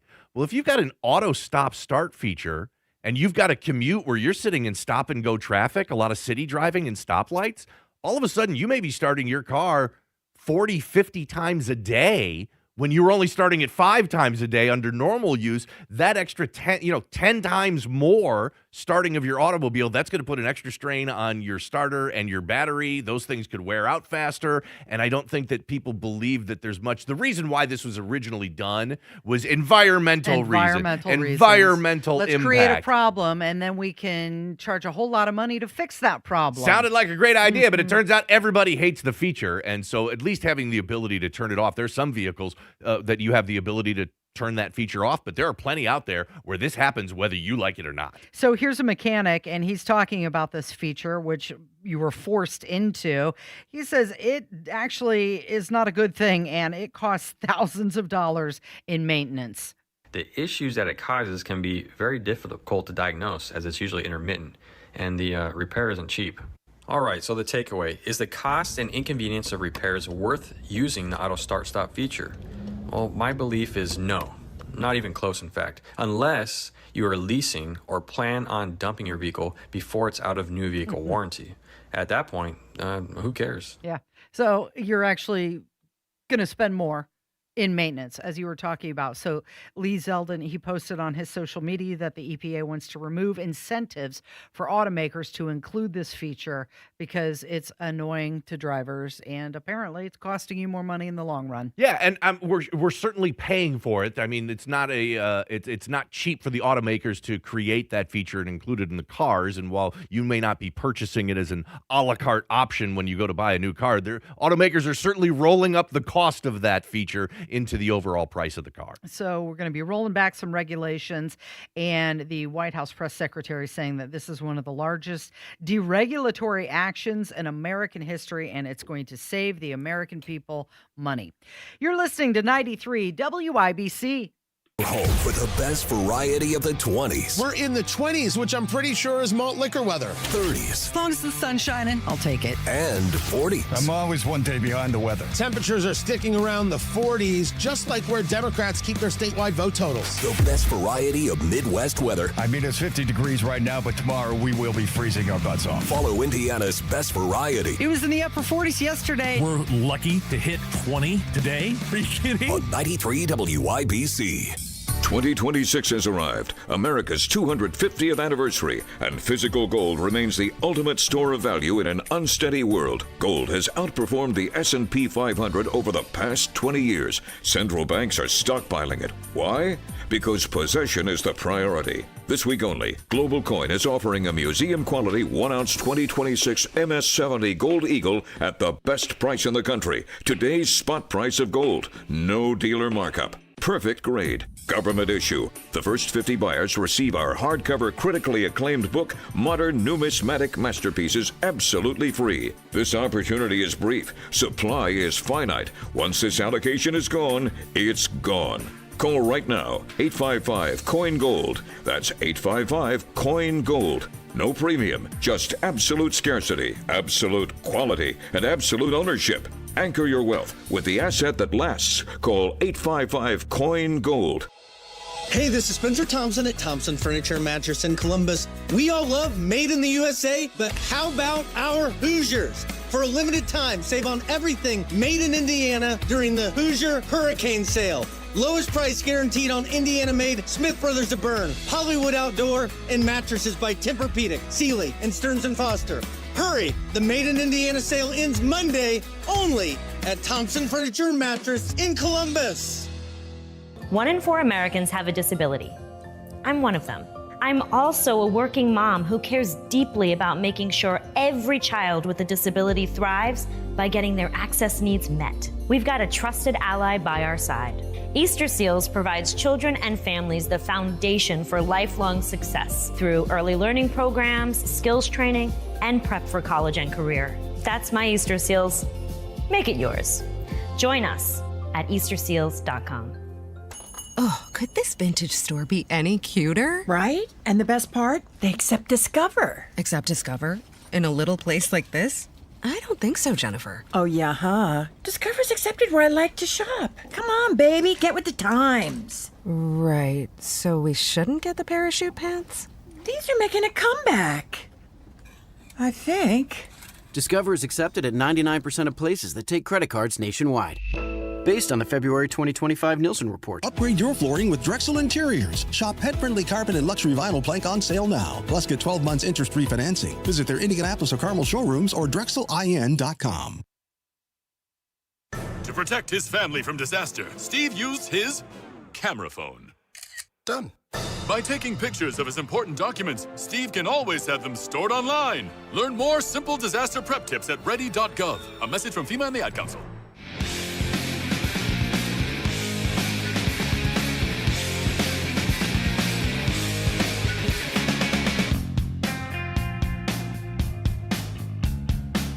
The family of the late Indianapolis Colts owner Jim Irsay, they've decided to sell most of his massive memorabilia collection at auction, and that's going to start in March. The auction's going to be run by Christie's, and it will include public displays ahead of the sales. Lots of items up for grabs, including a 1969 Fender Mustang guitar, which was owned by Kurt Cobain, famously used in Smells Like Teen Spirit. That one is expected to draw big crowds. Yeah, this is what happens when state legislatures and city leaders decide to give a billionaire sports team owner a free stadium, like we did for Jim Irsay and the Colts. That means he's got a lot of other money freed up to spend on a lot of other stuff. Jim Irsay, and this is not hyperbole, it's not exaggeration whatsoever, probably has the greatest collection of music and sports memorabilia housed in a personal collection, not sitting in a museum or something like that. Incredible pieces. I mean, rare documents and manuscripts, including Jack Kerouac's original On the Road scroll. Yeah. He has the saddle from Secretariat. Yeah. I mean, incredible. He has one of Muhammad Ali's championship belts that he bought that for millions and millions of dollars. This is going to be a big deal, and I cannot wait to see. They haven't specified everything that's going to be part of the auction, and we all know Jim Irsay's got a huge collection, so it's going to be really interesting once they get the full list of exact items that are going to be part of this auction. It's going to draw an incredible amount of attention. Guitars once owned by John Lennon, Jerry Garcia, David Gilmour, and also Eric Clapton, all part of that collection. The online bidding will begin on March 3rd and go through the 17th, and in-person sales are scheduled for mid-March. They say that a portion of the proceeds are going to go to charitable causes that were meaningful to Irsay. I can remember when he went on tour with these items, thinking, well, this is just like a rich guy show and tell. It's exactly what it was. Like, look at how much money I have and all of these cool things I've been able to buy. Yeah, he's got a game-used bat from Jackie Robinson. I mean, every single one of these pieces, and this is kind of a little bit in my wheelhouse, but as I see the small list of things that have been confirmed that are going to be part of the auction, every time I see one, I'm like, oh, that's at least $1 million. Oh, that's probably $4 to $5 million. These aren't just, mid-level collectibles. These are the best of the best of the best in each category. I mean, guitars owned by Bob Dylan and Jimi Hendrix and Kurt Cobain, tons of sports memorabilia that's part of this. This is going to be an incredible collection, and there was, in fact, famously, Jim Irsay said at one point in time he was offered more than $1 billion with a B, $1 billion for his entire collection, and he turned it down. Yeah, Ringo Starr's first drum kit he used with early Beatles recordings. Some people are saying that this is great because he was preserving history and buying these significant memorabilia pieces and putting them on display for the public to enjoy. But now these artifacts will be scattered to individual buyers. They won't be in one central location. Yeah, it took him a long time to build up this collection, and like you said, it'll be scattered around the country to individual collectors now. It's amazing how much money people will pay for significant items of memorabilia, but these are... who are those people and where are they getting that money? Well, they're billionaires. What are they doing? They're billionaires. Yeah. So, well, look, so like I said... And they got another new toy they want to show off. That's exactly right. We've talked about my business before, and I'm in the memorabilia business, and I've got customers that I deal with, and I know many of them are, guys that have so much money they retired in their early 40s. And they don't know what to do with it now. That's exactly so right. They And just so want to buy something that interests them. They've got tens and tens of millions of dollars, more money than they can spend an entire lifetime. And so they buy items that they can brag about with their other millionaire friends. Hey, I've got Muhammad Ali's championship belt. And yeah, I might have paid $6 million for it, but look what I have and you don't have. It is a bragging, sort of a pecking order or a hierarchy that ultra high net worth individuals can use to show off their wealth and brag about to their other rich friends. Yeah, I remember Mr. Wonderful saying that when he would buy art and different sports items, it was because he was diversifying his portfolio. He didn't want to put all of his money in one place. But again, I go back to rich guy show and tell. It's rich guy show and tell. It absolutely is. And while there is some sort of, I kind of recoil in disgust at that this is an incredible amount of money that's being spent on, quote unquote, silly memorabilia items. A lot of these things really are pretty cool. I mean, come on. Kurt Cobain's guitar, that's pretty cool. Kurt Cobain in the news again. We're going to get to that and also talk about the January jobs report that came out. You're listening to 93 WIBC. It's just alcohol. Everybody drinks. You may have already heard this statement from your team. I'm Tammy Silverman with Indiana Youth Institute. Alcohol is the substance most commonly abused by teens. Survey data shows that 2 in 10 Indiana high school students reported drinking in the past month, and more than half of Hoosier teens say it would be easy to get alcohol. How do you talk with your teen about alcohol use, especially if they see peers or adults drinking? First, understand that your child may point out contradictions in our society's views on alcohol. It's okay to acknowledge those facts. Talk with your teen about the many risks of alcohol use. During your conversation, you can both validate their views and uphold your family values. You are the first line of defense against alcohol abuse, so don't be afraid to talk to your teen. What you say has a big influence on their decision to drink or not. This Kids Count Minute is a message from Indiana Youth Institute. For more parent tips, visit IYI.org. Kids count on you. Hey, Dad. Yeah. You remember that ball game we went to a couple years ago? Sure. And how you didn't have enough cash for 2 hot dogs, so you walked with me on your shoulders until we found an ATM? And then when we got back to our seats, we never saw the hot dog guy again. Well, I don't remember all that. Yeah, that was an awesome game. You never know which moments will be the ones they'll remember forever, so take time to be a dad today. Learn more at 1-877-4DAD-411 or visit fatherhood.gov. Brought to you by the U.S. Department of Health and Human Services and the Ad Council. 93 WIBC Mobile News. On the level, on the go. Not closed for long after all. I'm Jarrett Lewis. Here's what's trending now at 10:30. The FAA reversing its decision to ground all flights to and from El Paso International Airport in Texas for 10 days, just hours after the initial announcement. An air traffic controller sent a message out about the ground stop when it was first announced. Just be advised, I guess there's a TFR going into effect. Just pass it on to the Southwest and everybody else. At 0630 for the next 10 days, we're stopped, all ground stop. That audio courtesy of liveatc.net. Transportation Secretary Sean Duffy said in a social media post the federal government was responding to a cartel drone incursion, but said there is no danger for commercial flights in the region. Video recovered from Nancy Guthrie's doorbell camera at her Tucson home is leading law enforcement to a person of interest who was just as quickly ruled out as they continue their search for the 84-year-old woman believed to have been kidnapped. Nancy Guthrie's doorbell cam showed a masked figure approaching her Tucson home that night. She is believed to have been abducted, and that led deputies from the Pima County, Arizona Sheriff's Office to Carlos Palazuelos, who they took in for questioning only to let him go. They showed my in-law a picture of somebody wearing a mask or something, and they supposedly looked like my eyes. Palazuelos works as a delivery man but has no recollection of ever making a stop at Guthrie's home. The 84-year-old mother of NBC Today show host Savannah Guthrie has been without her medication for more than 10 days now. Eben Brown, Fox News. President Trump expected to meet with Israeli Prime Minister Benjamin Netanyahu today to discuss ongoing U.S. talks with Iran. Israel said it wanted the talks to include limits on Iran's ballistic missile program. And Charlie Woods, the son of golfing legend Tiger Woods, is announcing he's verbally committing to play college golf at Florida State University beginning in 2027. The 16-year-old high school junior is currently ranked 21st in the American Junior Golf Association. I'm Jarrett Lewis on the level, on the go, and on WIBC.com.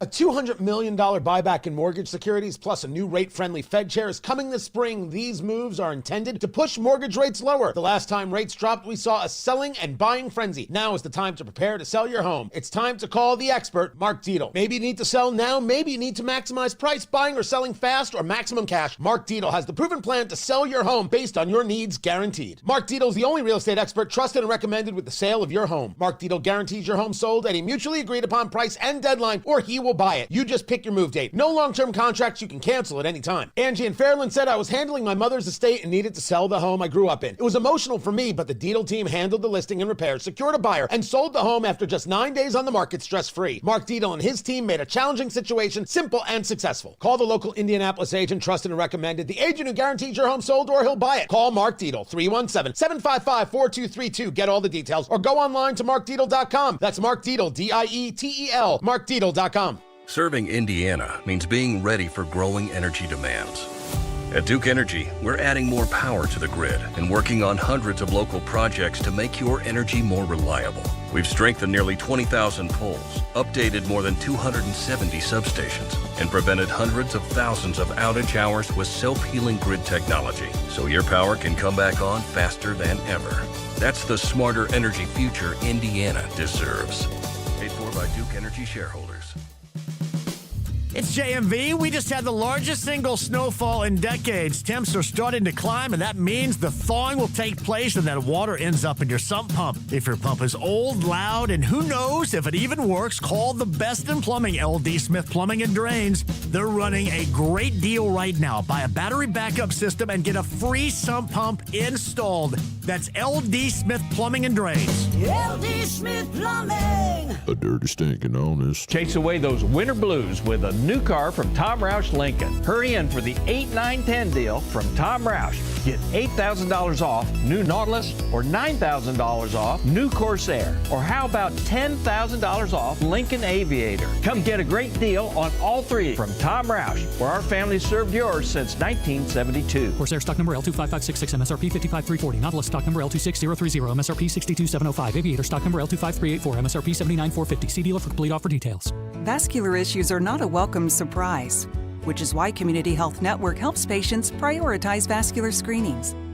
These simple tests are available for only $33 each, and they help detect early signs of peripheral artery disease, carotid artery disease, strokes, and abdominal aneurysms. Your path to a healthy vascular system starts with knowing your risk. Schedule your vascular screening today at ecommunity.com/vascular screen. Community Health Network. Exceptional care, simply delivered. At the IHSAA, we're proud to have partners who share our vision of building a strong Indiana. I'm Commissioner Paul Neidig. And I'm Rafael Sanchez, Chief Impact Officer of Old National Bank, founded and headquartered in Evansville, Indiana. We couldn't be prouder of our Hoosier heritage. And Hoosiers couldn't love high school sports more. That's why it's important to us as a Hoosier bank to invest in high school sports. We offer financial literacy programs that help student athletes make educated financial decisions once their playing days are over. The association is committed to keeping high school sports focused on education first. The life lessons we teach help student athletes develop both in the game and in life. And that's a win for every Hoosier.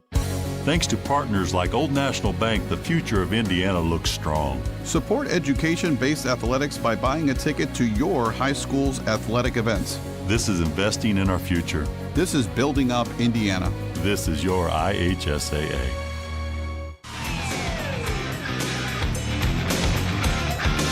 Are you ready for a little inside baseball? I love it. Are we really going to be talking about baseball? No. No, the figure of speech inside baseball. Okay. So during the news update and the commercial break, we check to see if there's any breaking stories, but then you look at me and you say, we really need to pay bills today. Thanks. Because, that's what I want to focus on right now. Sorry, it's on top of mind right now. It's a concern. We got a lot of problems, okay? A lot of stuff to do. Our to-do list is very, very long. And it's growing. Yes. And you say, we really got to pay bills today. And what did I say? Yeah, I know. And I got a lot of laundry to do. Like, what is going on at home? Nothing, apparently. Yeah, our to-do list is getting out of control. It's out of control. Yeah. Well, the January jobs report, it was better than economists expected, with 130 100,000 new jobs added, and that suggests maybe a stronger start to the year.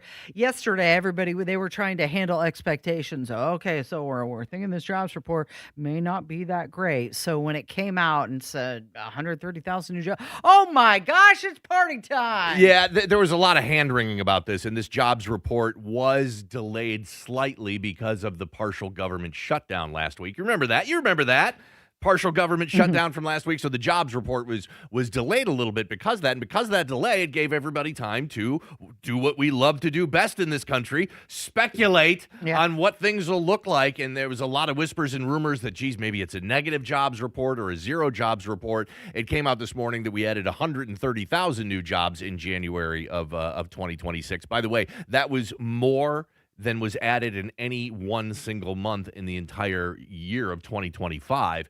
But there is a concern that the labor market is getting soft. Now, this didn't show it out, but look, 2025 was not great for jobs growth, and it was down significantly over what we saw in 2024. The other bit of information that came out about this was the overall unemployment rate ticked down 0.1% from 4.4 to 4.3%.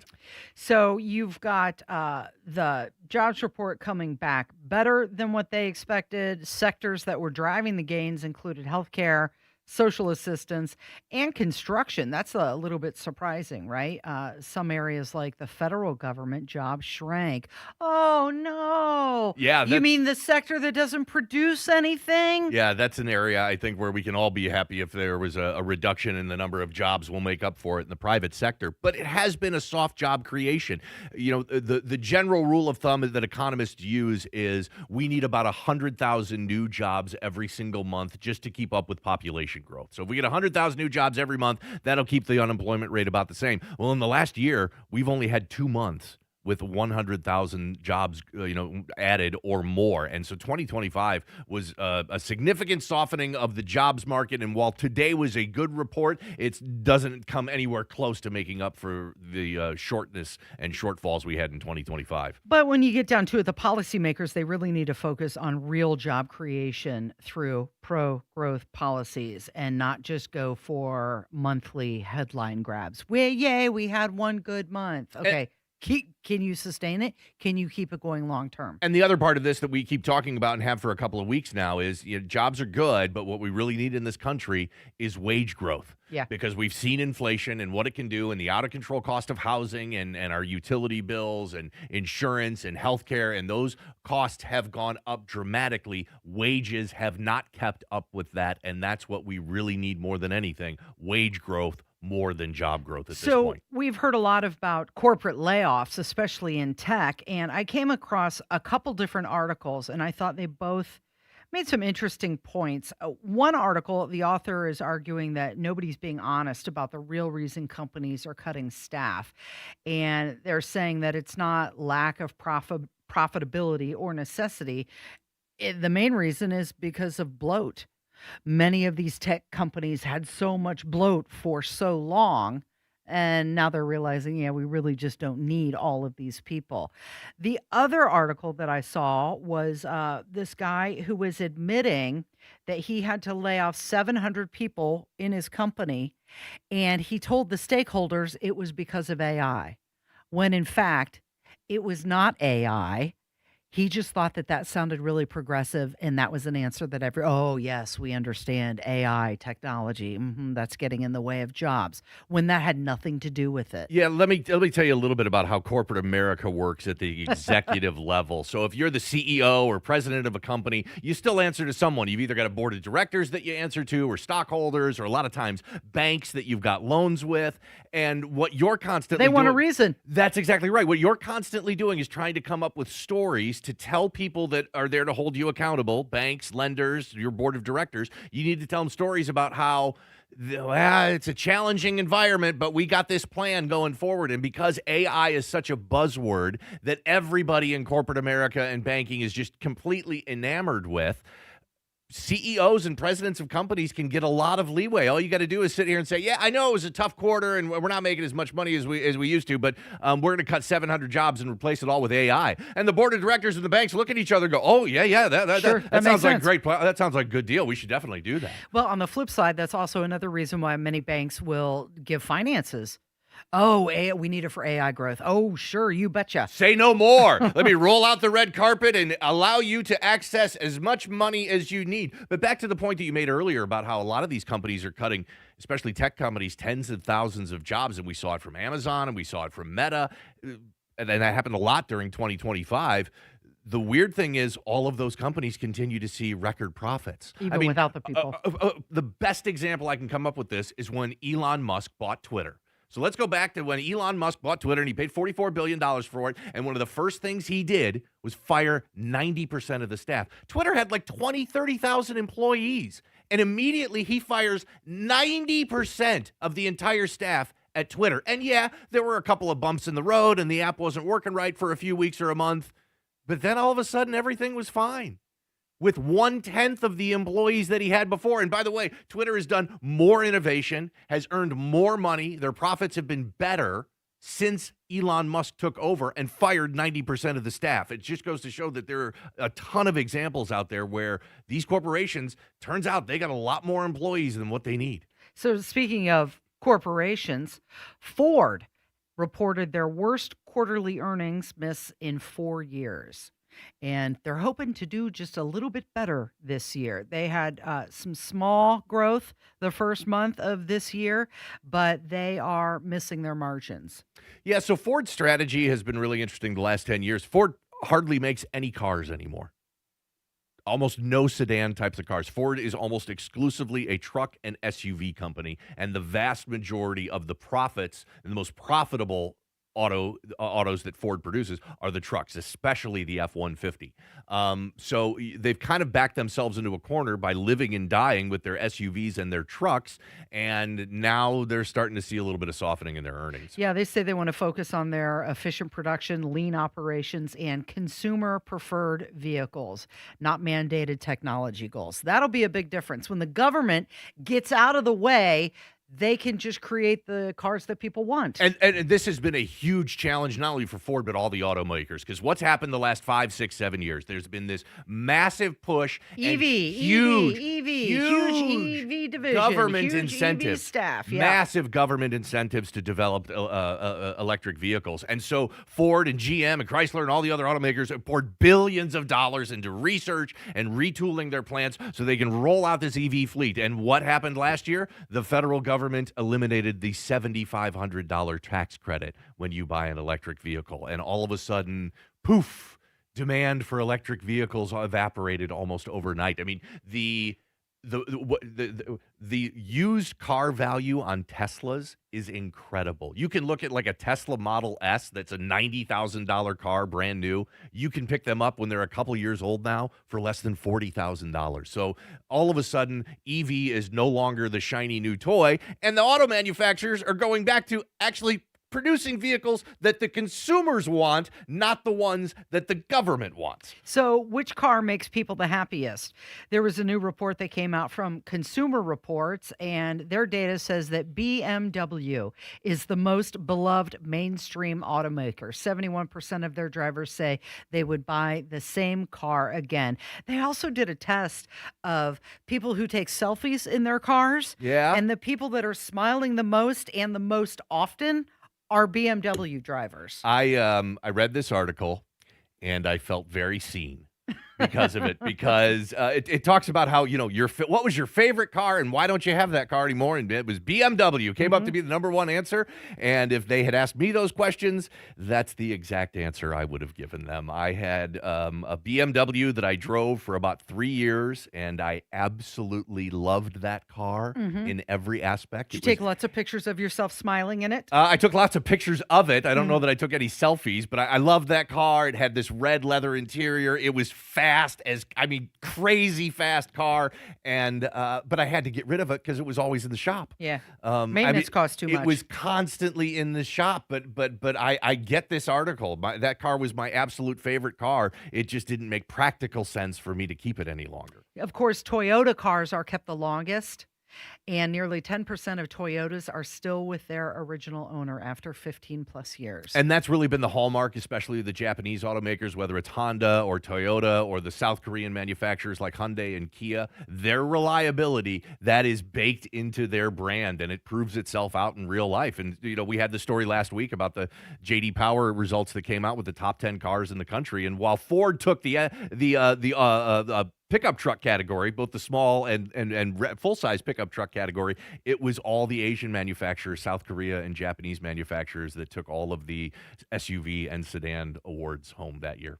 There's a new report. It's out on Kurt Cobain, and it was reported back in 1994 that he died of suicide, but there is this new forensic review challenging that, and we'll talk about it coming up. You're listening to 93 WIBC. Coming up on Tony Katz today, the latest with El Paso, the airport, and the closures. That's after the news at noon on 93 WIBC. Wesley is a truck driver. I drive a truck, and I love what I do. A truck driver with IRS troubles. They told me I owed them $43,000. It got really bad. Quite a few letters in the mail. They were talking about wage garnishment, coming after my house, my car. Yeah, they don't play around. I seriously thought that I was going to lose everything. One sleepless night, Wesley finally made a call to Optima Tax Relief at 2 a.m. Kind of figured I'd get a machine, but I didn't. I actually got to talk to an actual person in the middle of the night. He found just what he was looking for. Oh, they were great people. You need a team of people that know what they're doing. Optima Tax, they know what they're doing. Optima Tax Relief came through with flying colors. I saved an incredible amount of money. Happy don't even come close. I was absolutely overjoyed. Take Wesley's advice. If you're in any kind of trouble with the IRS, call Optima Tax Relief. Don't trust anybody else. Call Optima for a free consultation. Call 800-598-4799. 800-598-4799. 800-598-4799. Optima Tax Relief. Some restrictions apply. For complete details, please visit OptimaTaxRelief.com. Party people, what's going on? It's Hammer from the Hammer and Nigel Show. For my friends at We Grow Hair Indie, WeGrowHairIndie.com. Darren Andrews and his amazing team, they told me flat out, we can fix that big bald spot on the back of your dome. So if you're anything like me and you want to look better, contact We Grow Hair Indie, WeGrowHairIndie.com, or call 317-522-2995. Attention, Class B CDL drivers. Are you looking to work for a company that provides you with a great starting wage, outstanding benefits, and a generous retirement plan? Irving Materials Incorporated is currently hiring ready-mix truck drivers. If you're a CDL Class B driver, visit DriveIMI.com today to learn about the job opportunities at IMI. CDL Class B drivers. For a new start in 2026, visit DriveIMI.com. DriveIMI.com. DriveIMI.com. 2026 has arrived, America's 250th anniversary, and physical gold remains the ultimate store of value in an unsteady world. Gold has outperformed the S&P 500 over the past 20 years. Central banks are stockpiling it. Why? Because possession is the priority. This week only, Global Coin is offering a museum-quality 1-ounce 2026 MS-70 Gold Eagle at the best price in the country. Today's spot price of gold. No dealer markup. Perfect grade. Government issue. The first 50 buyers receive our hardcover critically acclaimed book, Modern Numismatic Masterpieces, absolutely free. This opportunity is brief. Supply is finite. Once this allocation is gone, it's gone. Call right now, 855-COIN-GOLD. That's 855-COIN-GOLD. No premium, just absolute scarcity, absolute quality, and absolute ownership. Anchor your wealth with the asset that lasts. Call 855-COIN-GOLD. It all comes down to this, folks. Yep, the entire season is on the line. But my throat has officially thrown in the towel. Sounds like you need Vicks VapoCool drops. Their max strength and vaporize sore throat pain.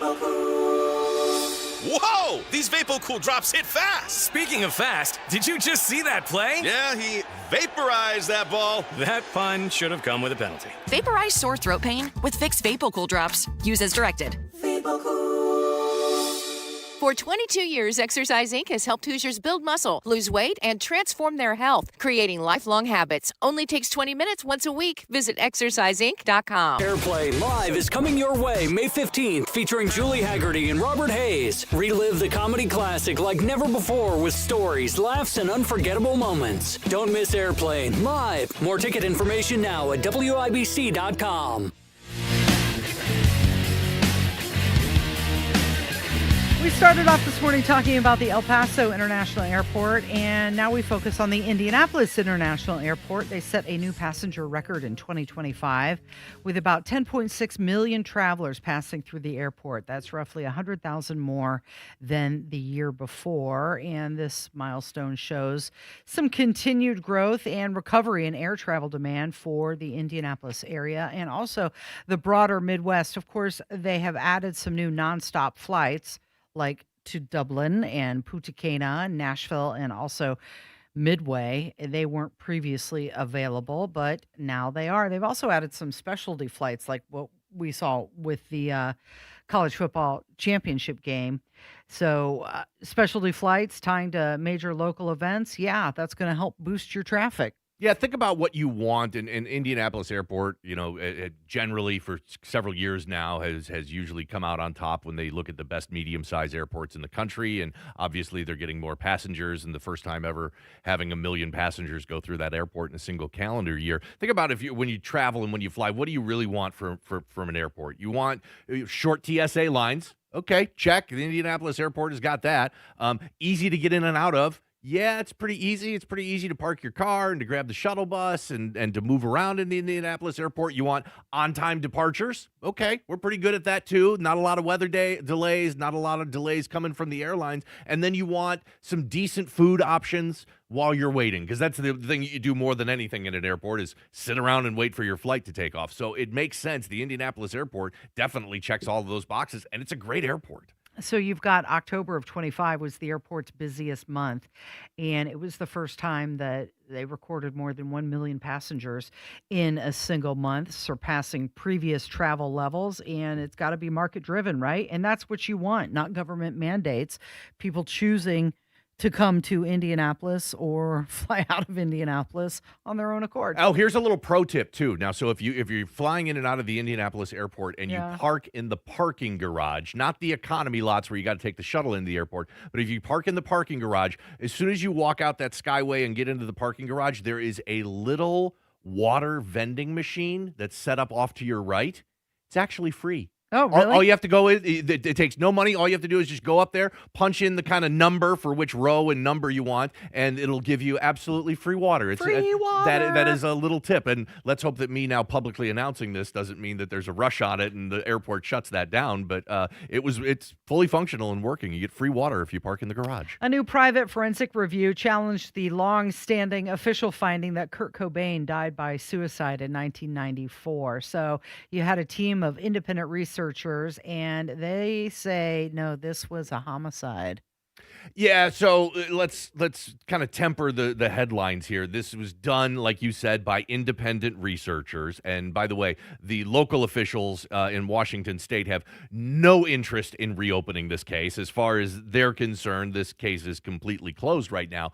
But this was always an odd situation, and I'm going to try and explain this. I mean, he did unalive himself. That's how he passed away, and I'm going to try and explain it as best I can without being too gruesome. He used a shotgun, and if you've ever used a shotgun, you know that it would be difficult to use that on yourself. It's got a long barrel, the trigger is really far away, it's really difficult. So these conspiracy theories about Kurt Cobain's death have been around since he passed away in 1994, and this outside firm has kind of come up with a lot more evidence and a pretty good theory that they put forward here. Yeah, they said that there were aspects of it like the autopsy, the toxology, and also the details on the scene are more consistent with foul play, and that it was staged to look like he unalived himself. And that's something that had been talked about when he passed away originally in 1994. However,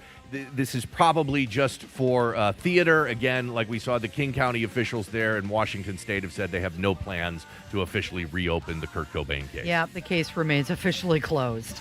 You're listening to 93 WIBC. Staying connected shouldn't be a struggle, but for many Hoosiers who are deaf, hard of hearing, deafblind, or have a speech disability, everyday phone calls can be frustrating. That's where Relay Indiana comes in. Relay Indiana is a free statewide service that helps people communicate over the phone by connecting callers through specially trained relay operators. They make sure conversations between specialized devices and standard phones are clear, accurate, and respectful. Relay Indiana also offers relay conference captioning, providing real-time captions for meetings, webinars, and conference calls, so you never miss a word. Whether it's work, family, or everyday life, communication matters. Learn more at RelayIndiana.com. That's RelayIndiana.com. And stay connected. Nobody cares for you like family. Family Heating and Air. Hey, this is Malia. We often get asked when is the best time to buy, and the answer is today, not tomorrow. With rising utility costs, rising product costs, and missed opportunity costs, which you could be saving with a high-efficiency system. Give us a call today to schedule your free in-depth estimate, 317-577-8077. Family Heating and Air is your trusted local independent American Standard heating and air conditioning dealer. Welcome to Tire Discounters. Oh, hiya, Phantom. Mike, you may be in big trouble with Chip Wood. Our owner? Free oil changes along with alignment? On any 4-tire purchase. And Michelin's up to $100 off? Yeah. Sorry, Mike, but I'm telling. But the Wood family is behind all this. Oh, those rascals. But don't tell the accountants. Of course not. And what do they do again? Buy any set of 4 tires at Tire Discounters and get a free alignment and oil change. Make them Michelin's and save up to $100 more. See store for details. Snapshot from Progressive wasn't created for just anybody.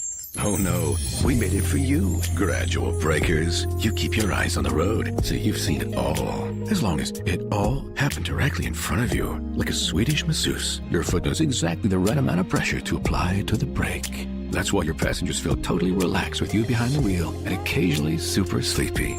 With Snapshot, safe drivers like you get personalized rates based on your driving habits. Sign up today at Progressive.com. Progressive Casualty Insurance Company and Affiliates. Snapshot not available in California or from all agents. This President's Day, Pure Talk is honoring Jackson and Lincoln by offering unlimited talk, text, and plenty of data for just $25 a month. Meanwhile, Big Wireless is honoring Ben Franklin by charging families hundreds of dollars for the same 5G coverage. What?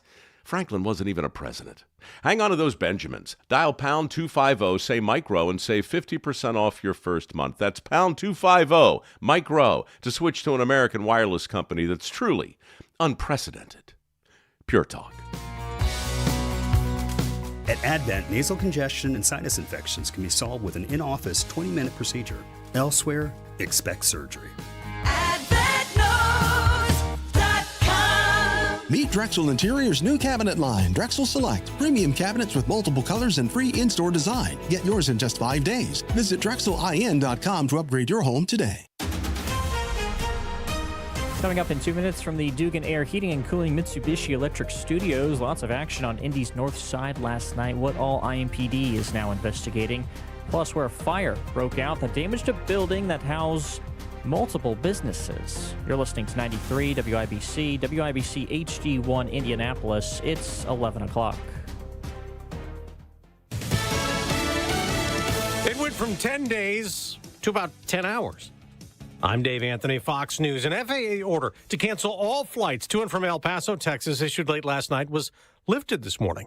El Paso Mayor Renard Johnson's upset the whole thing caught them off guard. You cannot restrict airspace over a major city without coordinating with the city, the airport, the hospitals. The Trump administration says that initial 10-day airspace closure around El Paso came after Mexican drug cartel drones breached it and the military took action to disable them. It's day 11 of the search for Nancy Guthrie.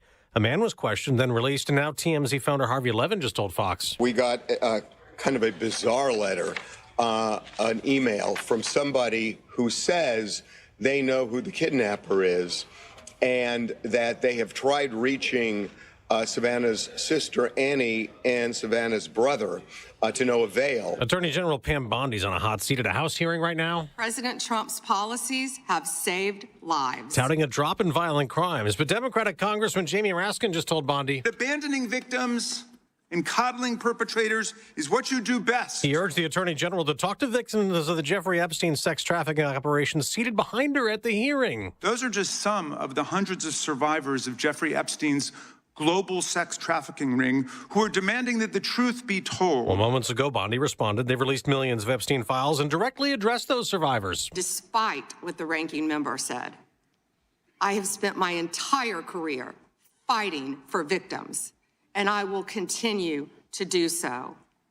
I am deeply sorry for what any victim has been through, especially as a result of that monster. We got a surge in hiring last month. 130,000 jobs created, double what was expected, and the unemployment rate went down.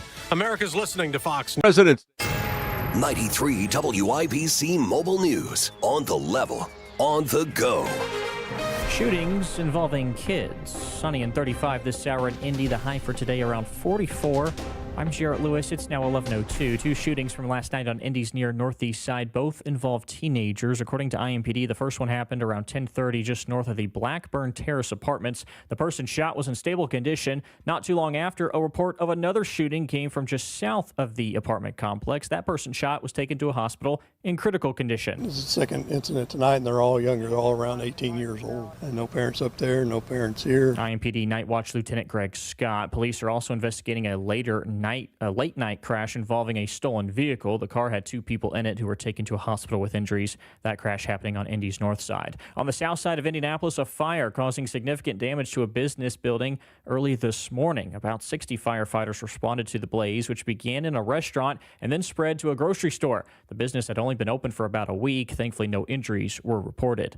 Police say Ohio man Tyler Thomas crossed state lines to take Fisher's teenager Haley Busby back to Ohio. Now he's facing federal charges of a sex crime involving a child and traveling over state lines for sex with a minor. Thomas appeared in federal court on Tuesday. Prosecutors say he met Busby through online video games and used encrypted apps to talk to her for over a year. Thomas's attorney, Sam Szymanski, says he'll fight the charges. We're going to defend it. We're going to defend it vigorously.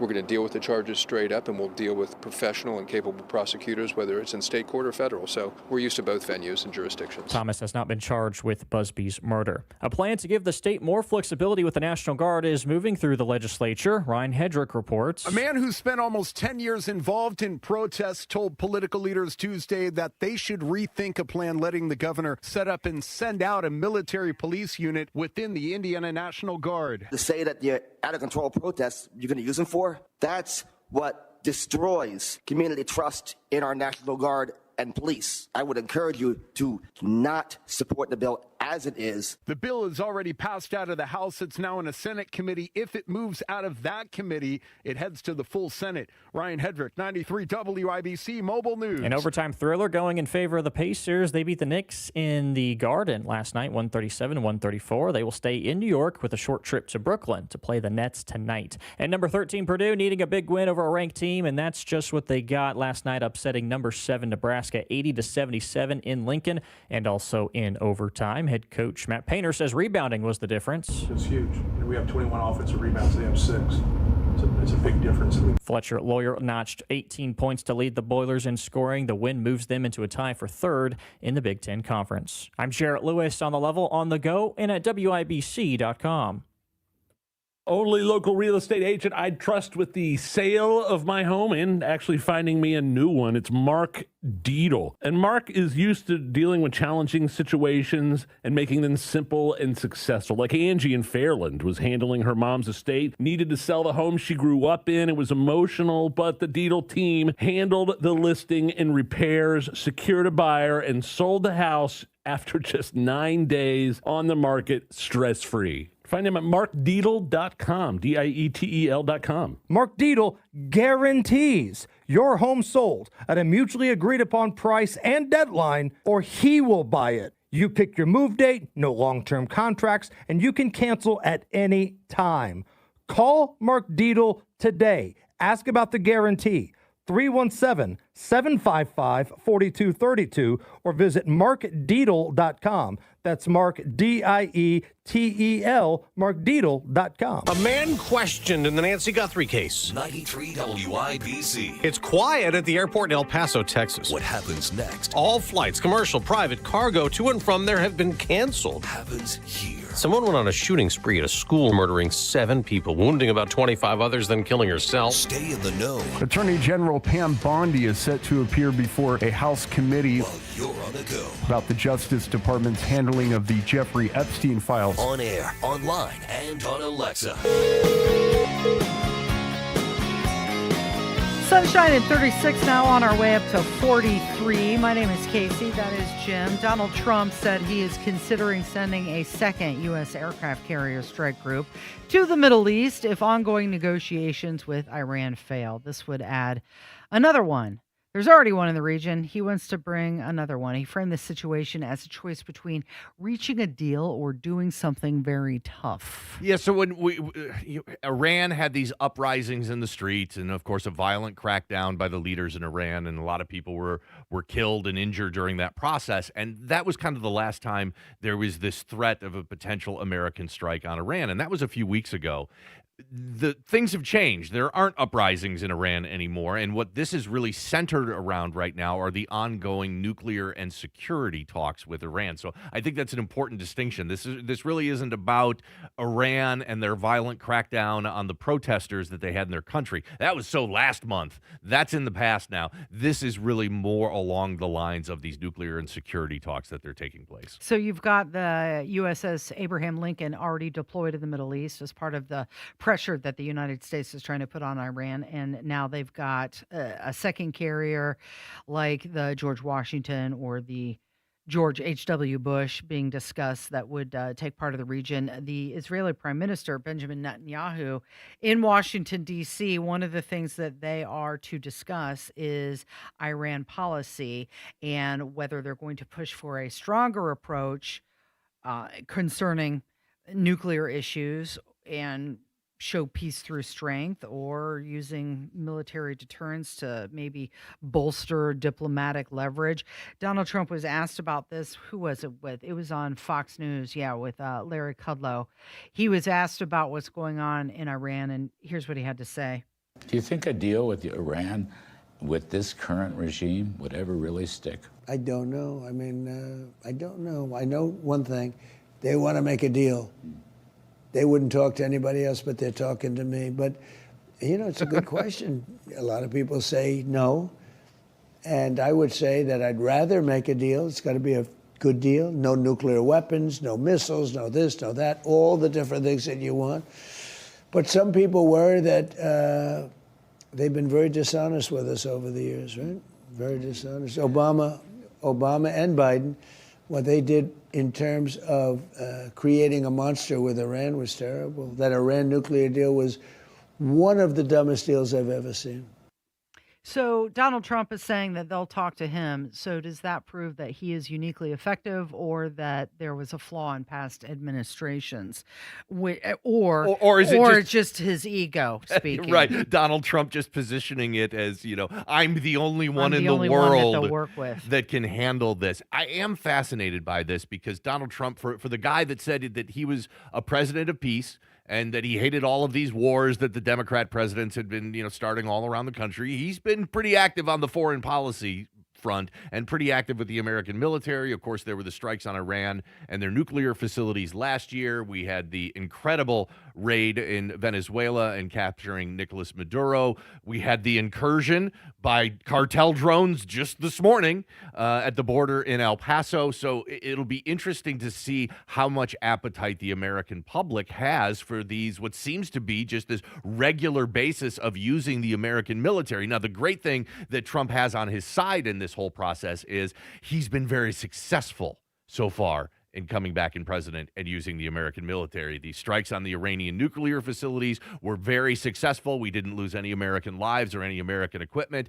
I'm still amazed every time I think back to and read more information about what our armed forces did in Venezuela to start off the year in capturing Nicolas Maduro. Again, we had a couple of injuries, but no Americans' lives lost and no equipment lost. So when he has used the American military, it has been extraordinarily successful, and that bolsters him and probably gives him a lot of political capital to keep using it. We just got to keep our fingers crossed that if it happens again in the future, that we keep being as successful as we have been in the past. Okay, so those were some nice words about the president. Now let's say some negative words. Okay. There's been this long-standing bipartisan meeting between the National Governors Association and the White House, and it is now falling apart ahead of their annual meeting, which takes place in Washington on February 19th through the 21st. Donald Trump and the White House, they plan to only invite Republican governors. It's a traditional meeting, and they're excluding Democratic governors. That's a miss. He is the president of the United States of America, not just the Republican governor states of America. Yeah, and so the whole concept has now been scrapped. As soon as he said that he was going to exclude the Democrat governors, the rest of the organization basically said, okay, well, if everybody can't come, then nobody's coming. So keep in mind, this has been happening for years, and this is in association with the National Governors Association. So that's like a trade organization for governors around the country. It's all 50 governors, and then the mayor of Washington, D.C., who doesn't have a governor, but then the governors of various American territories.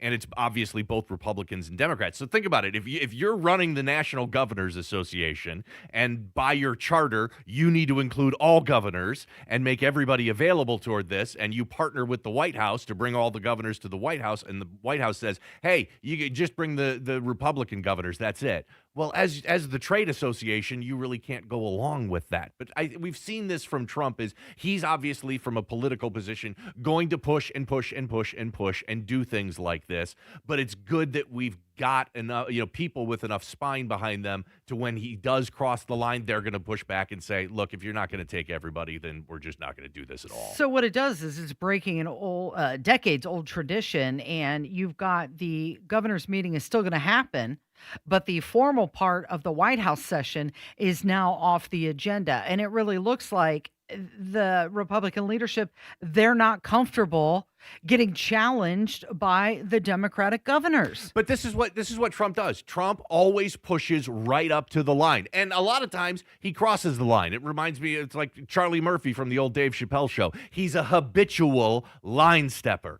and he steps over the line. And in this case, he stepped over the line, and the rest of the National Governors Association and a lot of the Republican governors as part of that said, hey, look, you stepped over the line on this one. We're not going to come, and we're just going to scrap the whole thing entirely. But that's what Donald Trump does. Goes right up to the line, and a lot of times goes over the line, and then usually he changes his tact and goes, okay, whatever, forget about that. Let's move on to something else. So ESPN has released their way too early power rankings for the 26th NFL season, and it doesn't look like they're very supportive of the Indianapolis Colts. They ranked 19th overall out of 32 NFL teams for the early list. Look, I said that I remember when I was filling in last year, and it was about the middle of the NFL season, and I think the Colts at the time were 7-1, and I remember sitting right in this chair in this microphone saying, hey, I know this is exciting. I know it looks great that the Colts are 7-1, but this is not a very good football team. They've played the weakest schedule in the NFL. They got lucky in a couple of games and won them when they probably shouldn't have. I think that Colts fans were kind of got a head fake last year. We got this concept that, Daniel Jones is going to be our QB, and look at us, and we're 7-1, and we're doing so great. It was really kind of an illusion and a mirage, and it just really wasn't a great team. There's been a lot of people that have been pretty upset with the general manager, Chris Ballard, for a long time now, and there were a lot of calls to get him out and replace him with somebody else this offseason, but the Colts have said that's not going to be the case. Chris Ballard and Shane Steichen, the head coach, are coming back. We're not quite sure when Daniel Jones is going to return. They weren't really as good as we might have thought they were at the midpoint in the season last year. I think this analysis from ESPN saying the Colts are probably not going to have a great 2026 season, probably pretty spot on. Well, it could also turn out that fans and analysts will look back at this list and say that they ranked him way too low. Does it really matter? Many people think that ESPN is so woke they won't even watch it. They don't care. By the way, I don't know if you saw Kirk Herbstreit announce that this is going to be his last season doing College Game Day. Is that true? Or was that just rumors? No, that's been officially announced. So Kirk Herbstreit, who has been a staple of College Game Day for, probably 25 or maybe even close to 30 years now, said that 2026 will be his last season on College Game Day. And it makes sense. You sat here and the last few years, Kirk Herbstreit has picked up a lot of additional duties. So not only does he do College Game Day, and not only is he on SportsCenter and all these other shows throughout the week, but he's also their lead broadcaster. So he does the primetime Saturday night game for ESPN every week. And then he was hired along with Al Michaels to do Thursday Night Football on Amazon Prime. So he's got an NFL game every Thursday night. And then he flies to a college campus and does the show, the Saturday morning College Game Day show. Then he usually flies somewhere else to do the Saturday night game. It just seemed like he kept taking on all these new jobs and all these new responsibilities. And he finally said uncle. Yeah, it seemed like that was unsustainable. So it really wasn't that big of a shock to me, but that's going to be a big change for that show. It's great that they brought Pat McAfee on in the last couple of years, because I think that star power will help kind of offset some of the star Nick power Saban they're as going to well. lose. Nick Saban too. Look, Nick Saban. I mean, Nick Saban was obviously probably the greatest college football coach ever, and when College Game Day hired him to be as part of their studio crew, it kind of made sense, but I don't think that we had any of these expectations for Nick Saban, because he was always, especially in his press conferences, really didn't say much and usually played it pretty close to the vest. It's been really surprising to see how much personality and obviously incredible insight that Nick Saban brings to College Game Day. Right, so I he's think, opened up more as the season has gone along. Exactly. So I think the fact that you've got these two new stars in College Game Day with Pat McAfee and Nick Saban, obviously Lee Corso retired, it kind of balances out them losing Lee Corso and now losing their main star for decades, Kirk Herbstreit. So speaking of the NFL, NBC has announced that Sunday's Super Bowl between the Patriots and the Seahawks averaged 124.9 million viewers, making it the second most watched Super Bowl ever, and that was behind last year's Chiefs and Eagles game. Yeah, a lot of people were kind of anxious to see what the ratings would look like, and you're going to see people that'll tell you a lot of stories about these ratings, and they'll go to historical data and they'll talk about how, the ratings were down this year because the game was so bad, or the ratings were terrible because they had Bad Bunny do the halftime show. Here's an important part that you need to keep in mind with all of this as it relates to television ratings. Nielsen changed the way they do their methodology last year. So you can no longer go back and really look at historical performances of ratings. Because it's a different metric system. It's exactly right. And do an apples to apples comparison, because the reason was Nielsen at certain points in time never measured out of home listening. Or viewing. So if you were at a bar watching the game, or you were at a friend's house watching the game, that was never captured before. And they slowly incorporated that over years. So last year's Super Bowl was the very first major event under the new Nielsen methodology. So you're going to see a lot of stories about ratings and historical information. You really can only look at last year's Super Bowl ratings and this year's Super Bowl ratings track. Because it's not an apples to apples comparison. Did you see the story of the guy who invited all of his friends over to his house to watch the Super Bowl, and instead of showing them the game that was being played, he showed them the 2014 Super Bowl between the Patriots and the Seahawks? I did Nobody see this. noticed. Nobody in the whole room even noticed. This was a you great. got Tom Brady on the TV and a bunch of chicks sitting around on their phones. They had no clue. Now, I'm glad you said it, because in this video, and it's widely distributed on Facebook and Twitter and TikTok, it is a bunch of young people sitting around and watching the game,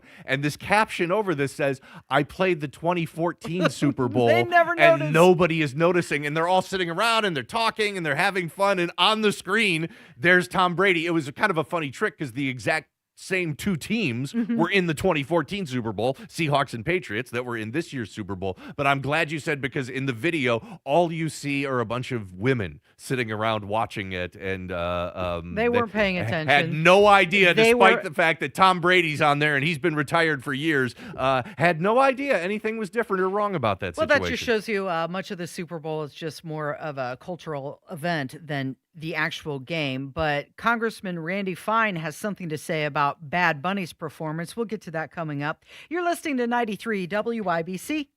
Oh my gosh, you'll never believe what I just opened for Valentine's Day.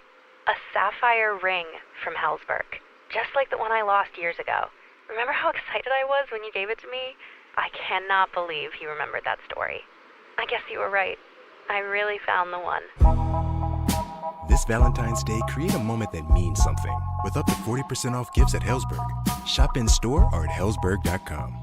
Chase away those winter blues with a new car from Tom Roush Lincoln. Hurry in for the 8, 9, 10 deal from Tom Roush. Get $8,000 off new Nautilus or $9,000 off new Corsair. Or how about $10,000 off Lincoln Aviator? Come get a great deal on all three from Tom Roush, where our family served yours since 1972. Corsair stock number L25566, MSRP 55340. Nautilus stock number L26030, MSRP 62705. Aviator stock number L25384, MSRP 79450. See dealer for complete offer details. Make this your year. Looking for a new career in the high-demand fields of IT and cybersecurity? Attend classes live online or on campus. Go to mycomputercareer.edu and take the free career evaluation today. Financial aid is available to those who qualify. There's one name for every home system. Chapman. Heating, air conditioning, plumbing, drains, electrical, and now proudly serving Bloomington. Remember the man for all seasons, and now more reasons. Chapman. ChapmanHeating.com. It all comes down to this, folks. Yep, the entire season is on the line. But my throat has officially thrown in the towel. Sounds like you need Vicks VapoCool drops. They're max strength and vaporize sore throat pain.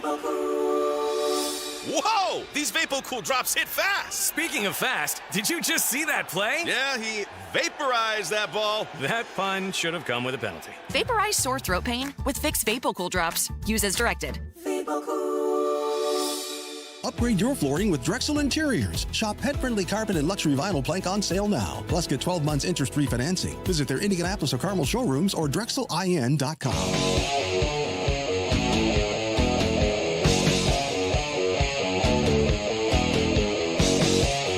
So much controversy, so little time.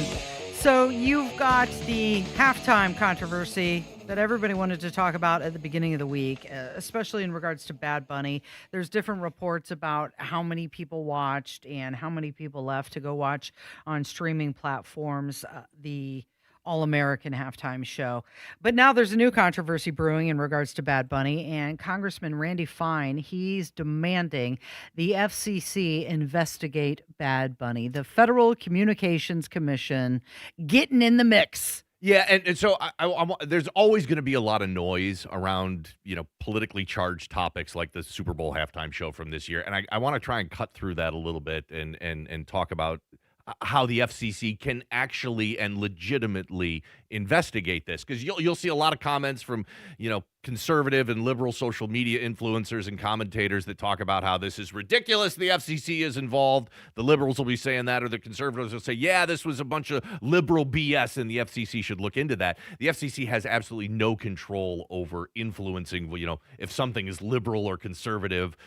But the problem with this is that the words. We're aware that the entire halftime show was done in Spanish, and there are reports that Bad Bunny and other people that were part of the performance were constantly dropping the F-bomb in Spanish. That absolutely falls under the purview of the FCC. So Randy Fine, he's a congressman from Florida, and he says that he's demanding the FCC chair, Brendan Carr, open an investigation into the halftime show.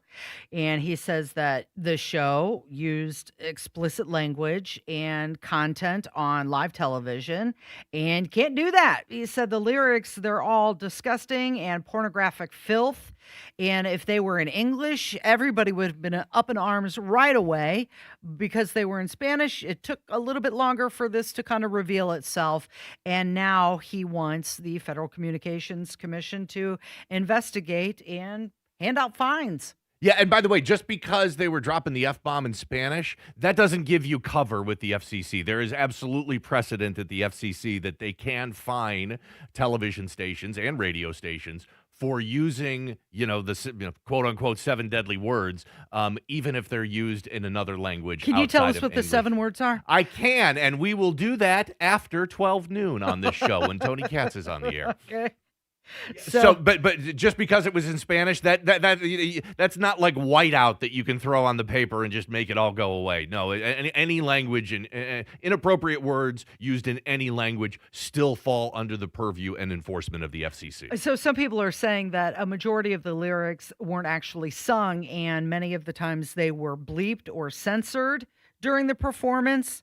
I don't know. Haven't we if one snuck in, that's enough. So it's like Groundhog Day. We're doing it all over again, just like when the FCC investigated the halftime performance with Janet Jackson and Justin Timberlake 20-some years ago. It seems like we're back in that exact same situation again, and you can lay the blame of this all at the feet of the NFL. They were the ones that signed off on Bad Bunny doing the halftime show. They were the ones that 25 years ago signed off on Janet Jackson doing the halftime show. And you remember what happened after Janet Jackson and her wardrobe malfunction. Been a long time since we used that phrase. It seemed like it was everywhere back at the time.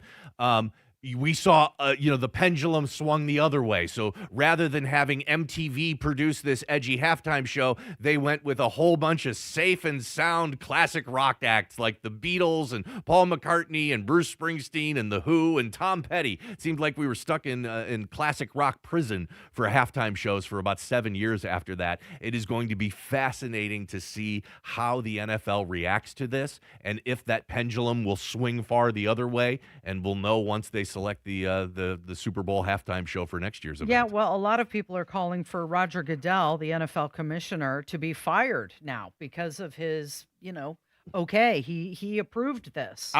Casey, I'm going to let you in on a little secret here. Everybody seems to think that the commissioners of the sports leagues, like Roger Goodell and the commissioner for the NBA and baseball and hockey, seems to think like they are there to make the game better or to do what the fans for the want. Fans. They think everybody thinks they're not there for you. Yeah, they think the NFL commissioner is there for the fans and should listen and react to the fans. That's not what the NFL commissioner is there for. He is paid for and is there to represent the owners. And in fact, his job is to take all the shrapnel when there's a problem so the owners don't have to. So if you're the owner of the Cleveland Browns and you live in Cleveland and you're at Rotary every week and you're at all these charity events and galas and glad handing and shaking people's hands in the community, and somebody comes up to you and says, man, that Bad Bunny was a terrible decision, you can go, yeah, I don't know what Roger Goodell was thinking about with that. He is there to deflect any negative attention away from the owners. That's what the commissioner's job is. He is paid for by the owners. And by the way, I can tell you right now, the owners absolutely love Roger Goodell. There's a reason. Because he is taking that shrapnel. There's a reason why Roger Goodell makes almost $50 million a year. Wow. It's because the owners have seen the value of their franchises go up 2, 3, 4, 5 times since he's become commissioner. They've seen a massive expansion and benefit and increased revenue coming from their overseas markets and all these international games. The media rights have never been higher. The NFL has never been more popular. There is no way on any level that the owners are firing Roger Goodell. They absolutely love Roger He is Goodell. a PR human shield is what he is. So more controversy regarding the Super Bowl. And this time it has to do with the Ring commercial. We'll talk about it coming up. You're listening to 93 WIBC. If you owe back taxes, listen carefully to rule number 1. Never go up against the IRS alone. They're cracking down, freezing bank accounts, garnishing paychecks, canceling passports. Even your home or business could be at risk. But here's what they don't tell you. The IRS has powerful tax relief programs that could save you thousands if you qualify. That's why smart people call Optima Tax Relief, America's #1 tax resolution firm. Nobody knows these programs like the experts at Optima. Their team of tax attorneys and licensed professionals have resolved over $2 billion in tax debt for people just like you. The IRS is not stopping, so don't wait. And don't take them on alone. For tax help you need, for tax help you can trust, call Optima today for a free consultation. Call 800-598-4799. 800-598-4799. 800-598-4799. Optima Tax Relief. Some restrictions apply. For complete details, please visit OptimaTaxRelief.com. Don Fisher for QC Kinetics. I was struggling with chronic knee pain and wasn't encouraged with the options of risky surgery and pain pills. QC Kinetics offered the best option for me, cutting-edge regenerative medicine. Their non-invasive treatment stimulated my body's own biologics so I could be pain-free and get back to doing what I love, playing golf. QC Kinetics has a fantastic success rate, and it's clear to see why so many Hoosiers are happy to tell their story of how they reclaim their lives with the QC Kinetics approach. Ready to live your life pain-free? Go to qckinetics.com/Indianapolis or call 317-559-PAIN and get a no-obligation consultation. QC Kinetics uses the latest technologies, whether it's stem cell, PRP, plasma, or a number of other advanced therapies. Call QC Kinetics. It'll be the best call you will make. Get back in the game, whatever that is for you. Call 317-559-PAIN. Attention, Class B CDL drivers. Are you looking to work for a company that provides you with a great starting wage, outstanding benefits, and a generous retirement plan? Irving Materials Incorporated is currently hiring ready-mix truck drivers. If you are a CDL Class B driver, visit driveimi.com today to learn about the job opportunities at IMI. CDL Class B drivers. For a new start in 2026, visit driveimi.com. driveimi.com. driveimi.com. Ben Franklin here to talk to you about your water heater. A water heater is a vital part of your home's plumbing. When it doesn't work, it can really freeze up your routine. Call the pros at Benjamin Franklin Plumbing about water heater options for your home. Visit BenjaminFranklinPlumbing.com or call 877-BEN-1776 to request an appointment. The local pros call Benjamin Franklin Plumbing. Call for details. Independently owned and operated, licensed in their respective state or county. Are you worried about your taxes? Okay, so I'm talking to those of you out there that have not filed in a few years with the IRS or state. It's time to get worried, and here's why. The IRS is getting back from their own COVID lockdown, and they're hiring more enforcers, and they're going to come after people that owe taxes. So if you're a 1099 worker, and maybe you just plain forgot to file your taxes, you need to call the professionals right now at the Tax Helpline. They are experts at knowing the tax regulations, and their goal is to help you pay as little as possible. Call right now and get a 100% free tax evaluation. Remember, before the IRS knocks on your door, knock on our door. If you owe $10,000 or more in back taxes, make this free call right now. Call Texas 321 now at 800-808-9443. 800-808-9443. That's 800-808-9443. 93 WIBC Mobile News. On the level, on the go. Busy overnight hours for Indy emergency crews. I'm Jarrett Lewis. Here's what's trending at 11:30. IMPD says 2 people were shot Tuesday night on the near northeast side of the city.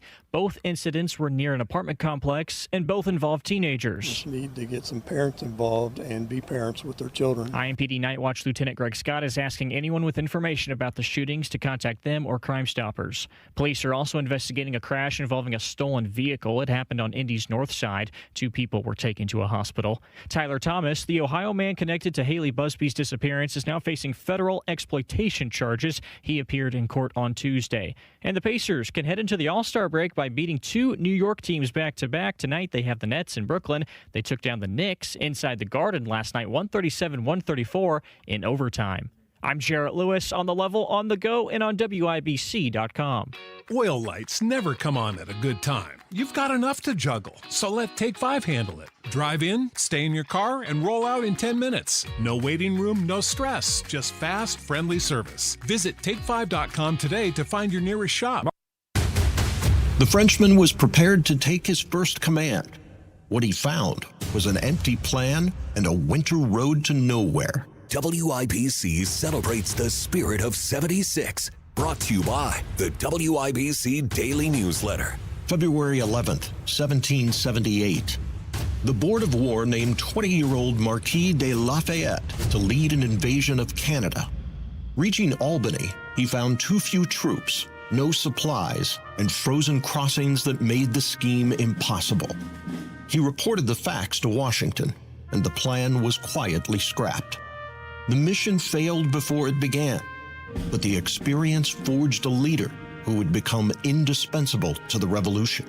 The spirit of 76. History remembered. Freedom celebrated.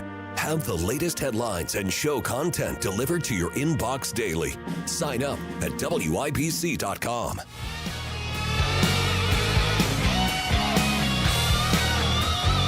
There's been a lot of talk about Nest Cam, especially with that story involving Savannah Guthrie's mom, but also Ring doorbells.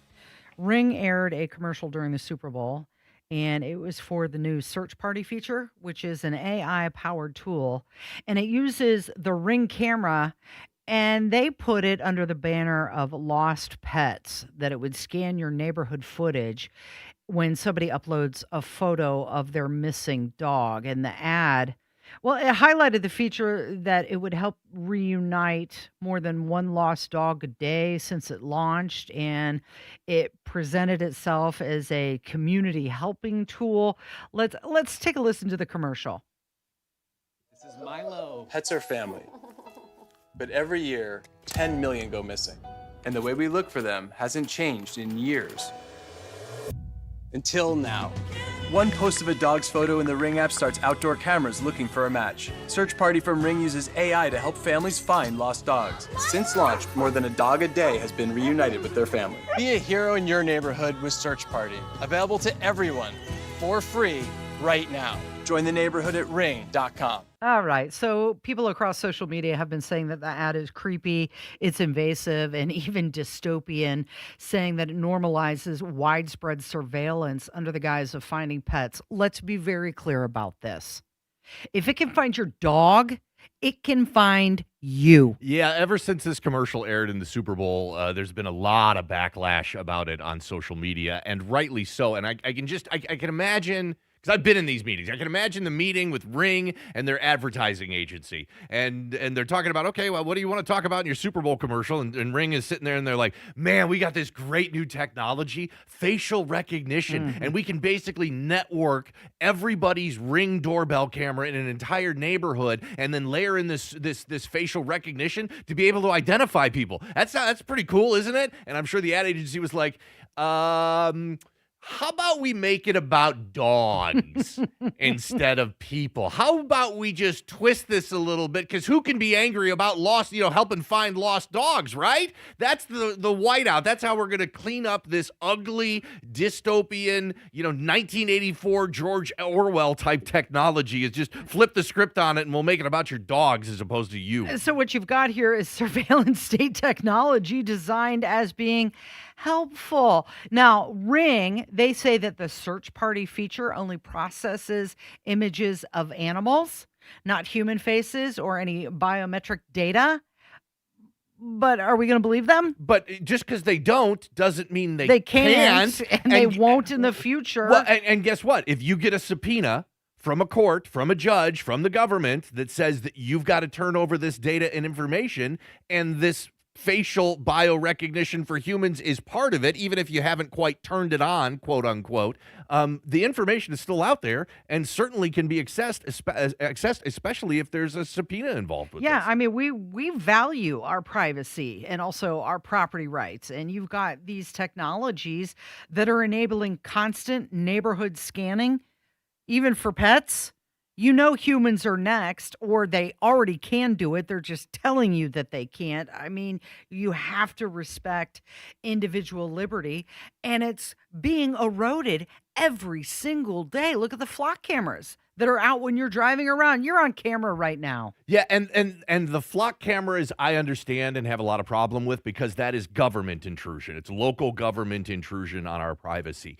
The other intrusion we're doing to ourselves. Yeah. I mean, that's really the challenge here. I mean, Ring, sign me up for neighborhood surveillance. Thank you. Ring is a private business, and everybody that purchases a Ring camera and does it within the free marketplace of capitalism in the United States. So in a lot of ways, as a collective culture, we've jumped on board with this surveillance, and we're actually perpetuating it.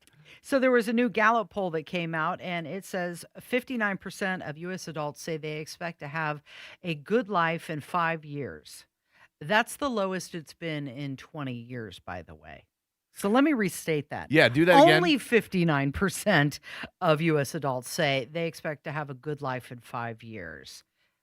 I saw this story, and of course, I always like to dig into the details, especially when it comes to polls, because how you ask the question, how the data is tabulated, that's going to tell you if there were biases in these polls. I also look for stories, because usually you get headlines, but there may be more information that the headlines or the stories don't cover, and this is a great example of that, because I found this. And so, like you said, 59% of adults think that they'll have a good life in 5 years, and that's the lowest that it's ever been. But they broke it out by race, and this is fascinating. And to me, this is the headline. The subgroup? The subgroup. So of that, 56% of white adults think they'll be better off in 5 years.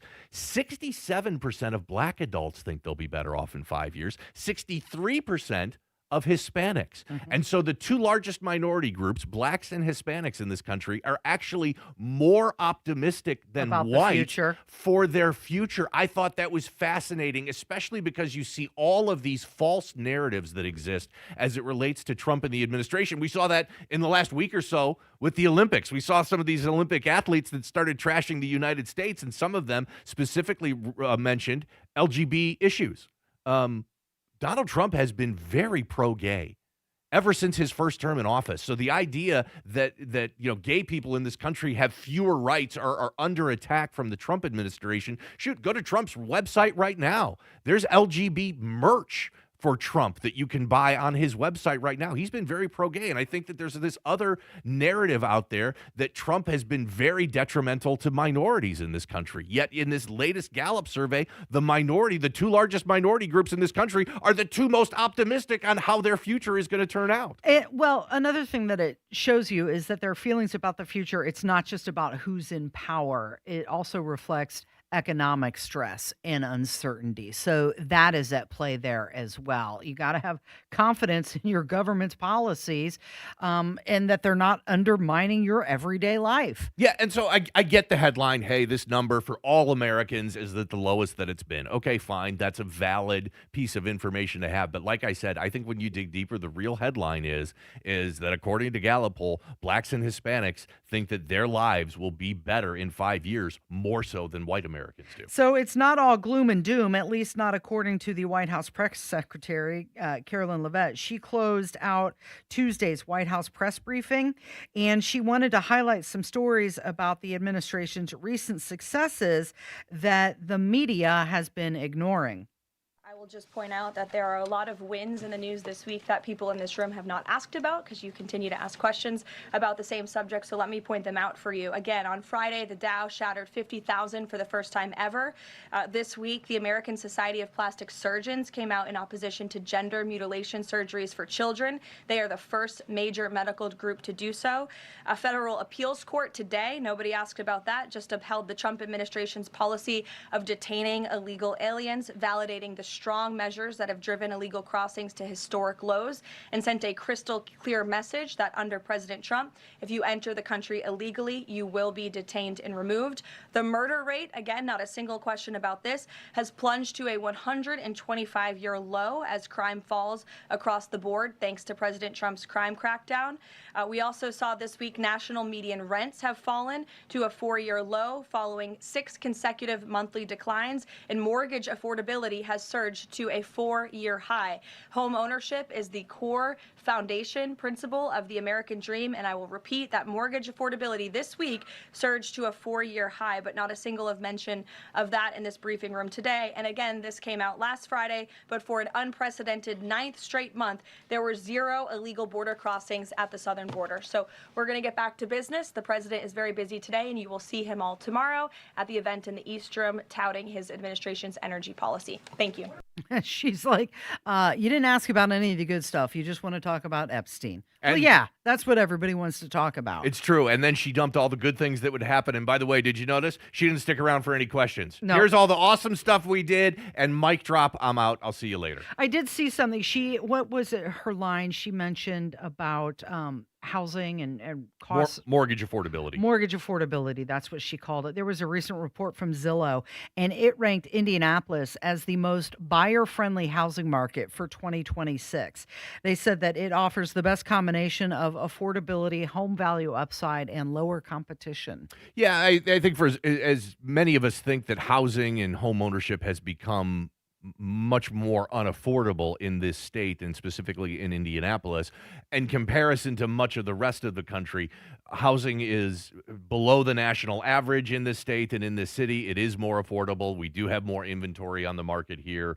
Every time I see a report like that, I'm thankful I don't live in California or some of the state cities in Florida where there's a housing shortage, or Las Vegas, or any of those cities where just housing, if we think it's out of control here, man, there's tons of other cities where it is way out of control. You had mentioned the Olympics briefly, and while some of the Olympians have made it a point to criticize America while they're over in Italy, this first-time Olympian bobsledder is also a member of the Air Force. Her name is Jasmine Jones, and she's got nothing but gratitude for her country. I feel like being able to represent my country, and as well as being an athlete for my country, it definitely brings a different meaning and a different caliber. I feel like there's so few people that do both at the same time, and I'm honored to have this opportunity to represent both. I'm thankful of, being an airman and representing my country in that aspect, and putting on for the Air Force and my Air Force community, as well as being, an athlete, and for my family and my support back at home. So it definitely, ties in together and brings more meaning in how much more I have to give. And it just makes me truly excited to, have both communities really push for me. What makes me most proud is, this is my first Olympics, and I'm just thankful to, be an airman as well, because I feel like, going into that WCAP program that allowed me to truly have my off-season training allowed me to get to this point, because, Winter Olympians are made in the summer. So I feel like having that off-season training where I'm able to focus truly and put in the work definitely transpired into this moment. So she's an active duty member of the U.S. Air Force, mother to a 5-year-old daughter. She joined the Air Force in 2023, and she said that joining the Air Force allowed her to train rigorously, not only for her country, but also to qualify for the Olympics. That's what we want from our Olympians. We don't want a bunch of virtue signaling about what ICE is doing in this country, or how Donald Trump's a terrible president, and the mood and the culture in this country right now. What a great story. She's a member of the Air Force and also an Olympian representing the U.S., comes out there in front of everybody and says, I love it here and I'm proud to represent my country. That's what we always want. That's what the Olympics is about. And I think that's what, with those other athletes saying nasty things about the country, it's just not the proper context for that conversation. We want the Olympics to be about things that unite us, about pride in our country, about competing and trying to be the best. Those are the stories we want to hear, not the virtue signaling that we saw earlier this year. And by the way, Casey, I think I figured it out. Yeah. I think I could compete in the Olympics, and I found my event. Is it bobsled? Luge. All you have to do is just lay down on a sled. That's all you got to do. No, that's it. It takes absolutely. I'm sure that's it. From my trained eye watching it on television once every 4 years, it looks like it takes no athletic ability whatsoever. All I have to do is just lay back on this like sled. putting a twin bed down on the track and flying down. Rocketing down that thing. It's 80 miles an hour, and hope I don't ram my head into the side of it. I think I could do that. I could do luge. All right. Good luck with that. Let me know how it turns out. You think there are any luge training centers in central Indiana? I'm going to have to Google that, see what I can find. Go see what you can work out with Speedway. You're listening to 93 WIBC. Take5.com today to find your nearest shop. Gain insight on how to prepare for a secure retirement. In our younger years, we want as much growth and accumulation as we can muster. Take advantage of a free discovery call, 877-524-2677, 877-524-2677. It's important for you to understand what that's going to look like later on. And tune in to the Absolute Retirement Planning Show with Will Gonzalez, Sundays at 9 a.m., right here on 93 WIBC. Serving Indiana means being ready for growing energy demands. At Duke Energy, we're adding more power to the grid and working on hundreds of local projects to make your energy more reliable. We've strengthened nearly 20,000 poles, updated more than 270 substations, and prevented hundreds of thousands of outage hours with self-healing grid technology, so your power can come back on faster than ever. That's the smarter energy future Indiana deserves. Paid for by Duke Energy shareholders. It's JMV. We just had the largest single snowfall in decades. Temps are starting to climb, and that means the thawing will take place and that water ends up in your sump pump. If your pump is old, loud, and who knows if it even works, call the best in plumbing, LD Smith Plumbing and Drains. They're running a great deal right now. Buy a battery backup system and get a free sump pump installed. That's LD Smith Plumbing and Drains. LD Smith Plumbing. A dirty, stinking honest. Oh, could this vintage store be any cuter? Right? And the best part? They accept Discover. Accept Discover? In a little place like this? I don't think so, Jennifer. Oh, yeah, huh? Discover's accepted where I like to shop. Come on, baby, get with the times. Right, so we shouldn't get the parachute pants? These are making a comeback. I think.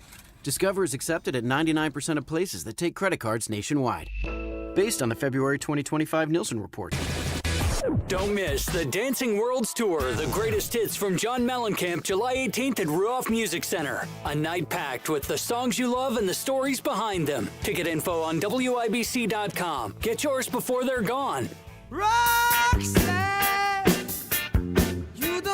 So you've got a new space station crew that is set to launch. They were supposed to launch today. It was scheduled to. They were scheduled to go up at 6 o'clock this morning, but that has been postponed. Now they're going up on the 13th? Well, they're saying the way they're phrasing it is no earlier than 5:15 a.m. Eastern time on Friday, February 13th, and this is for what they're calling the Crew 12 mission to the International Space Station, and that launch will come via NASA and SpaceX from the Kennedy Space Center in Did you Florida. even know that we were still sending astronauts up into space? I mean, I kind of knew that we still had a presence on the International Space Station and that some people were going back and forth there, but I this is the first I've heard of it. It was 5 minutes ago, and I didn't get that update. So I didn't know that we were getting regularly scheduled updates about this, but I in the back of my mind, I kind of knew people were going back and forth. I just didn't know any of the details about it. NASA typically likes to overlap the crews, and they've got this new crew that is replacing 4 astronauts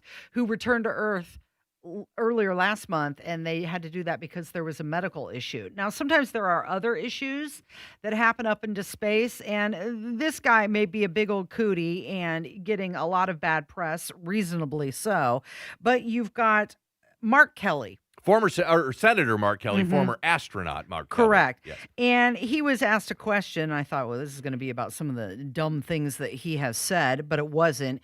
It was about farting in space. How does that work? Hey, indelicate question, but if you're in your spacesuit and you need to pass gas, like what's the protocol there? Well, nobody will know, so there is no protocol. But won't it Nobody's flow gonna up? hear you. Won't it go into your mask and everything? Well, if you have your visor down, there's also a bladder here. Oh, nice. It should actually stay down here. Okay, good. It'll just keep you warm. Keep you warm. That's hilarious, man.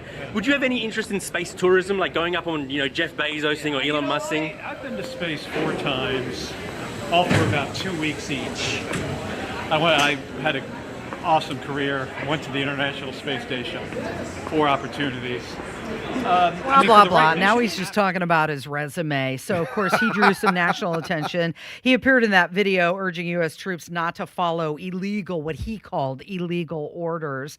And that obviously prompted the administration actions from the Pentagon. But do you ever take an order about farting in space? And think about if you're Commander, I have to fart. No, you have to hold it. Think about being an astronaut and the rigors and testing that these people have to go through to be selected to be an astronaut. Very difficult thing to do. And the massive technological just incredible things that we're able to do technologically with SpaceX and NASA and launch these astronauts into space, and they're doing scientific studies out there, and it seems like all anybody wants to talk about is, hey, how do you pee in space? How do you fart in space? What happens? Does it go up in your mask? What happens when you fart in space? Hey, I know you're doing a whole bunch of very important scientific experiments, and it's essentially a modern miracle that we were able to shoot you into the stars in the first place, but what happens when you got to go number 2? What do you do with that? Instead of asking him a question about, his rank and his pension and all the dust up that he had with Pete Hegseth and what's going on with the Pentagon, no, guy asks him, hey, how about farting in space? These are the hard-hitting questions. I'm glad we're getting answers to them at least. Yeah, so Stuart Copeland, who is the drummer and co-founder of the band The Police, he announced he's going on a summer tour in 2026, this year. So not a typical concert tour. It is a spoken word storytelling tour. He's not just going to sit up there and play drums, right? Well, I'd like it if he'd maybe crank out a Police song. Hey, Stuart, can you give me a little synchronicity while you're up there speaking? Nope. Something about what you're known for? Nope. He's doing a North American spoken word tour. He's going to visit 34 different cities across the country this summer, and he's going to share stories from his time with the Police, also his solo career, film and TV scoring work, and his other adventures. How much would you pay to see Stuart Copeland, who I used to have a desperate crush on, just to get up on stage and talk? Yeah, if Stuart Copeland was in this room right now talking about that sort of thing, I would go right through that door and walk out into You the wouldn't even know hallway. it was him, would you? I'd have no interest in this. But if this is your bag, if you want to go pay to see Stuart Copeland not play Police songs, the closest they're getting to Central Indiana, there's a show in Louisville, Kentucky in April, and one in Cincinnati in July. That's as close as they're getting to Central Indiana. Thank you, Jim. Thank you, Kevin. Thank you for listening today. This is 93 WIBC.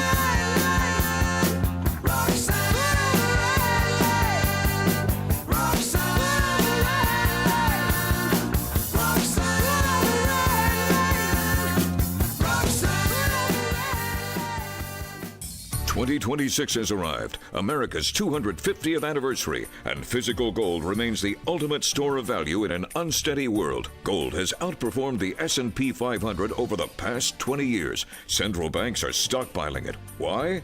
Because possession is the priority. This week only, Global Coin is offering a museum-quality 1-ounce 2026 MS-70 Gold Eagle at the best price in the country. Today's spot price of gold. No dealer markup. Perfect grade. Government issue. The first 50 buyers receive our hardcover critically acclaimed book, Modern Numismatic Masterpieces, absolutely free. This opportunity is brief. Supply is finite. Once this allocation is gone, it's gone. Call right now, 855-COIN-GOLD. That's 855-COIN-GOLD. No premium, just absolute scarcity, absolute quality, and absolute ownership.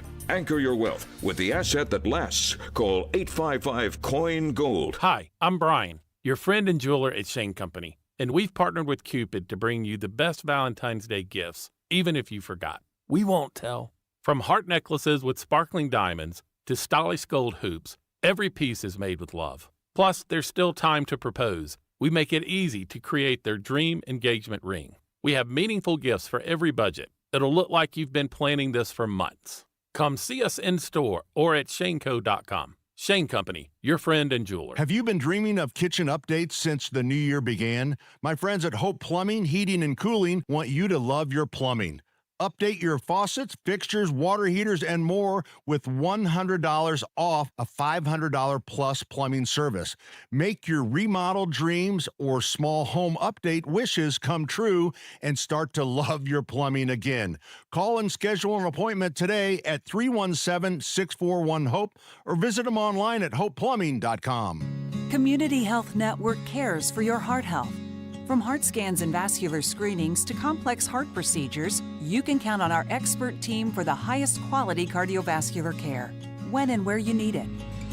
Your path to a healthy heart starts with knowing your risk. Schedule a heart scan or vascular screening today. Visit ecommunity.com/heart. Community Health Network. Exceptional care, simply delivered. This President's Day, Pure Talk is honoring Jackson and Lincoln by offering unlimited talk, text, and plenty of data for just $25 a month. Meanwhile, Big Wireless is honoring Ben Franklin by charging families hundreds of dollars for the same 5G coverage. What? Franklin wasn't even a president. Hang on to those Benjamins. Dial pound 250, say Mike Rowe, and save 50% off your first month. That's pound 250, Mike Rowe, to switch to an American wireless company that's truly unprecedented. Pure Talk. Meet Drexel Interior's new cabinet line, Drexel Select. Premium cabinets with multiple colors and free in-store design. Get yours in just 5 days. Visit DrexelIN.com to upgrade your home today. On the level, on the go. 93 WIBC Indianapolis. Coming up, I've seen two guys stuck together like a lock. Somebody smoked a weed blunt with him that had fentanyl on it, and he died. They're all younger, they're all around 18 years old. We're going to deal with the charges straight up, and we'll deal with professional and capable prosecutors. This is the WIBC News at noon. Overdoses on the streets of Indianapolis. Sunny and 38 degrees in the Circle City. I'm John Herrick. Here's what's trending at 12 noon. Police say 6 people had to be taken to hospitals in Indianapolis this morning because they had overdosed just before 11 o'clock near the Julia Carson Transit Center, which is between Delaware and Alabama streets. WIBC's Ryan Hedrick spoke to someone close to the scene. So tell me what you saw. I've seen two guys stuck together like a lock. And then I seen the guy laying at the corner of Washington Street. What do you mean like a lock, stuck together? Like they was hugging, they was stuck together. Were they convulsing? Were they foaming at the mouth? Yeah, foaming, throwing up, and a lot of people was going crazy. Ryan also spoke to this woman named Kelly Price. And Kelly, what happened to your husband? Somebody smoked a weed blunt with him that had fentanyl on it, and he died twice, and I had to bring him back to life. So is he alive right now? Yeah, he's at the hospital. She says leaders and politicians simply don't care about what's going on with the overdoses or people who relapse in Indy. A 5th suspect has been identified in an Indianapolis sex trafficking operation that resulted in 2 young women being rescued by police. They say his name is Gurpreet Singh, and he was arrested in Carmel today on a preliminary charge of promotion of human sex trafficking. The other 4 suspects were all arrested on various trafficking-related charges. IMPD also investigating 2 different shootings from Tuesday night, both involving young people. Jarrett Lewis reports. Both incidents occurring on the near northeast side of Indianapolis by an apartment complex with a history of crime happening around it. IMPD officers responded to the first shooting at around 10:40 p.m. and found someone who had been shot but was in stable condition. Soon after, and not even a quarter mile down the road, officers got a call about another shooting. This is the second incident tonight, and they're all younger. They're all around 18 years old. And no parents up there, no parents here. IMPD Night Watch Lieutenant Greg Scott says the second shooting victim was last known to be in critical condition. Both shootings were close to the Blackburn Terrace apartments. Jarrett Lewis, 93 WIBC Mobile News. Ohio man Tyler Thomas crossed state lines to take Haley Busby back to Ohio. Jake McDaniel reports on the new federal charges that he now faces. Thomas met Busby through online video games and used encrypted apps to talk to her for over a year. Investigators say cell phone data revealed Thomas went to an Airbnb in Hocking County and the trailhead where Haley's remains were found. Thomas's attorney Sam Szymanski says they aren't giving up. We're going to defend it vigorously. We're going to deal with the charges straight up, and we'll deal with professional and capable prosecutors, whether it's in state court or federal. So we're used to both venues and jurisdictions. Thomas is now facing federal charges of a sex crime involving a child and traveling over state lines for sex with a minor, but they haven't yet charged him with her killing. Jake McDaniel, 93 WIBC Mobile News. A piece of evidence frozen in ice has helped federal prosecutors convict an Illinois man in an Indianapolis armed robbery. Cameron Love is accused of robbing an Indianapolis Burger King at gunpoint and leading police on a chase through several counties last year. Prosecutors say cameras caught Love throwing stolen cash and a gun out of his car window. It took 4 days, but they were eventually able to find that gun sticking out of ice near a bike path in Carmel. There's been an update to an Indiana immigration bill. Johnette Cruz reports. While many Democratic amendments were defeated on Tuesday, one key protection for U.S. citizens was added to Indiana's controversial immigration bill. The House adopted an amendment from Representative Carolyn Jackson that allows citizens to legally challenge their detainment if they're wrongfully held by ICE. However, a move to allow those victims to seek financial damages for lost wages was rejected. The bill, which also targets sanctuary policies in schools and hospitals, is now moving toward a final vote in the House. Johnette Cruz, 93 WIBC Mobile News. The Attorney General under scrutiny. That story and more next on 93 WIBC. Coming up on Tony Katz today, the latest with El Paso, the airport, and the closures. That's after the news at noon on 93 WIBC. Attorney General Pam Bondi getting into it with Democrats on Capitol Hill today. During a House Judiciary Committee hearing, Bondi and Congresswoman Pramila Jayapal from Washington State tangled over Bondi's handling of the Jeffrey Epstein file release. Mr. Chairman, I have asked. Didn't she ask Merrick Garland this? I am reclaiming my time, and when I reclaim my time... Jayapal claimed Bondi redacted the names of powerful men in the latest Epstein file release while releasing the name of the victims. The search for the 84-year-old mother of Today host Savannah Guthrie on NBC. Nancy Guthrie getting close to 2 weeks now in southern Arizona. Former New Jersey FBI special agent in charge Tim Gallagher says video was retrieved even though Nancy Guthrie did not have a subscription to store it. Between the data getting to the server and the camera, there's stops in between, and there's going to be pieces of that data possibly that could be recovered. Nancy's abductor or abductors still remain a mystery at this point, but TMZ says they have received ransom letters appearing to be from Nancy's kidnappers claiming they want Bitcoin. One day, 4 shifts, and 1 million meals, all aimed at helping Hoosier families in need. Renuka Bajpai reports. Thank you to everybody that's here. Thank you to all the sponsors that are participating in this event. The Million Meal Marathon brought high energy and hundreds of helping hands to downtown Indianapolis. With food banks seeing increased demand, organizers say this event shows what's possible when a community comes together to take action against hunger. So for us to be here, we try to spread our Ohana feeling. It's something that we do at home, and we got involved here, and we've been volunteering with them ever since. Volunteers like Nikki Moore say collective action can make a real difference for families in need. Renuka Bajpai, 93 WIBC Mobile News. And I'm John Herrick on The Level, on the go, and on WIBC.com.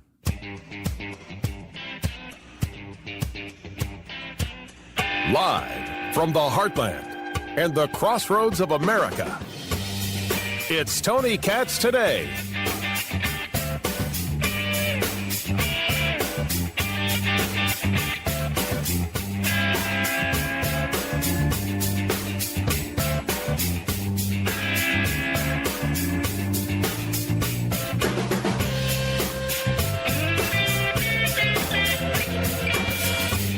The jobs report is in, and the jobs report tells a story. U.S. payrolls rose by 130,000 in the month of January. Tony Katz today. Good to be here. Good to be with you. The expectation, I believe, was what, 70,000? Oh, I'm sorry. The expectation was 55,000. Which means the expectation was beaten by 70,000 jobs. Now, I had Dr. Matt Will, the economist at University of Indianapolis, do a little breakdown for me.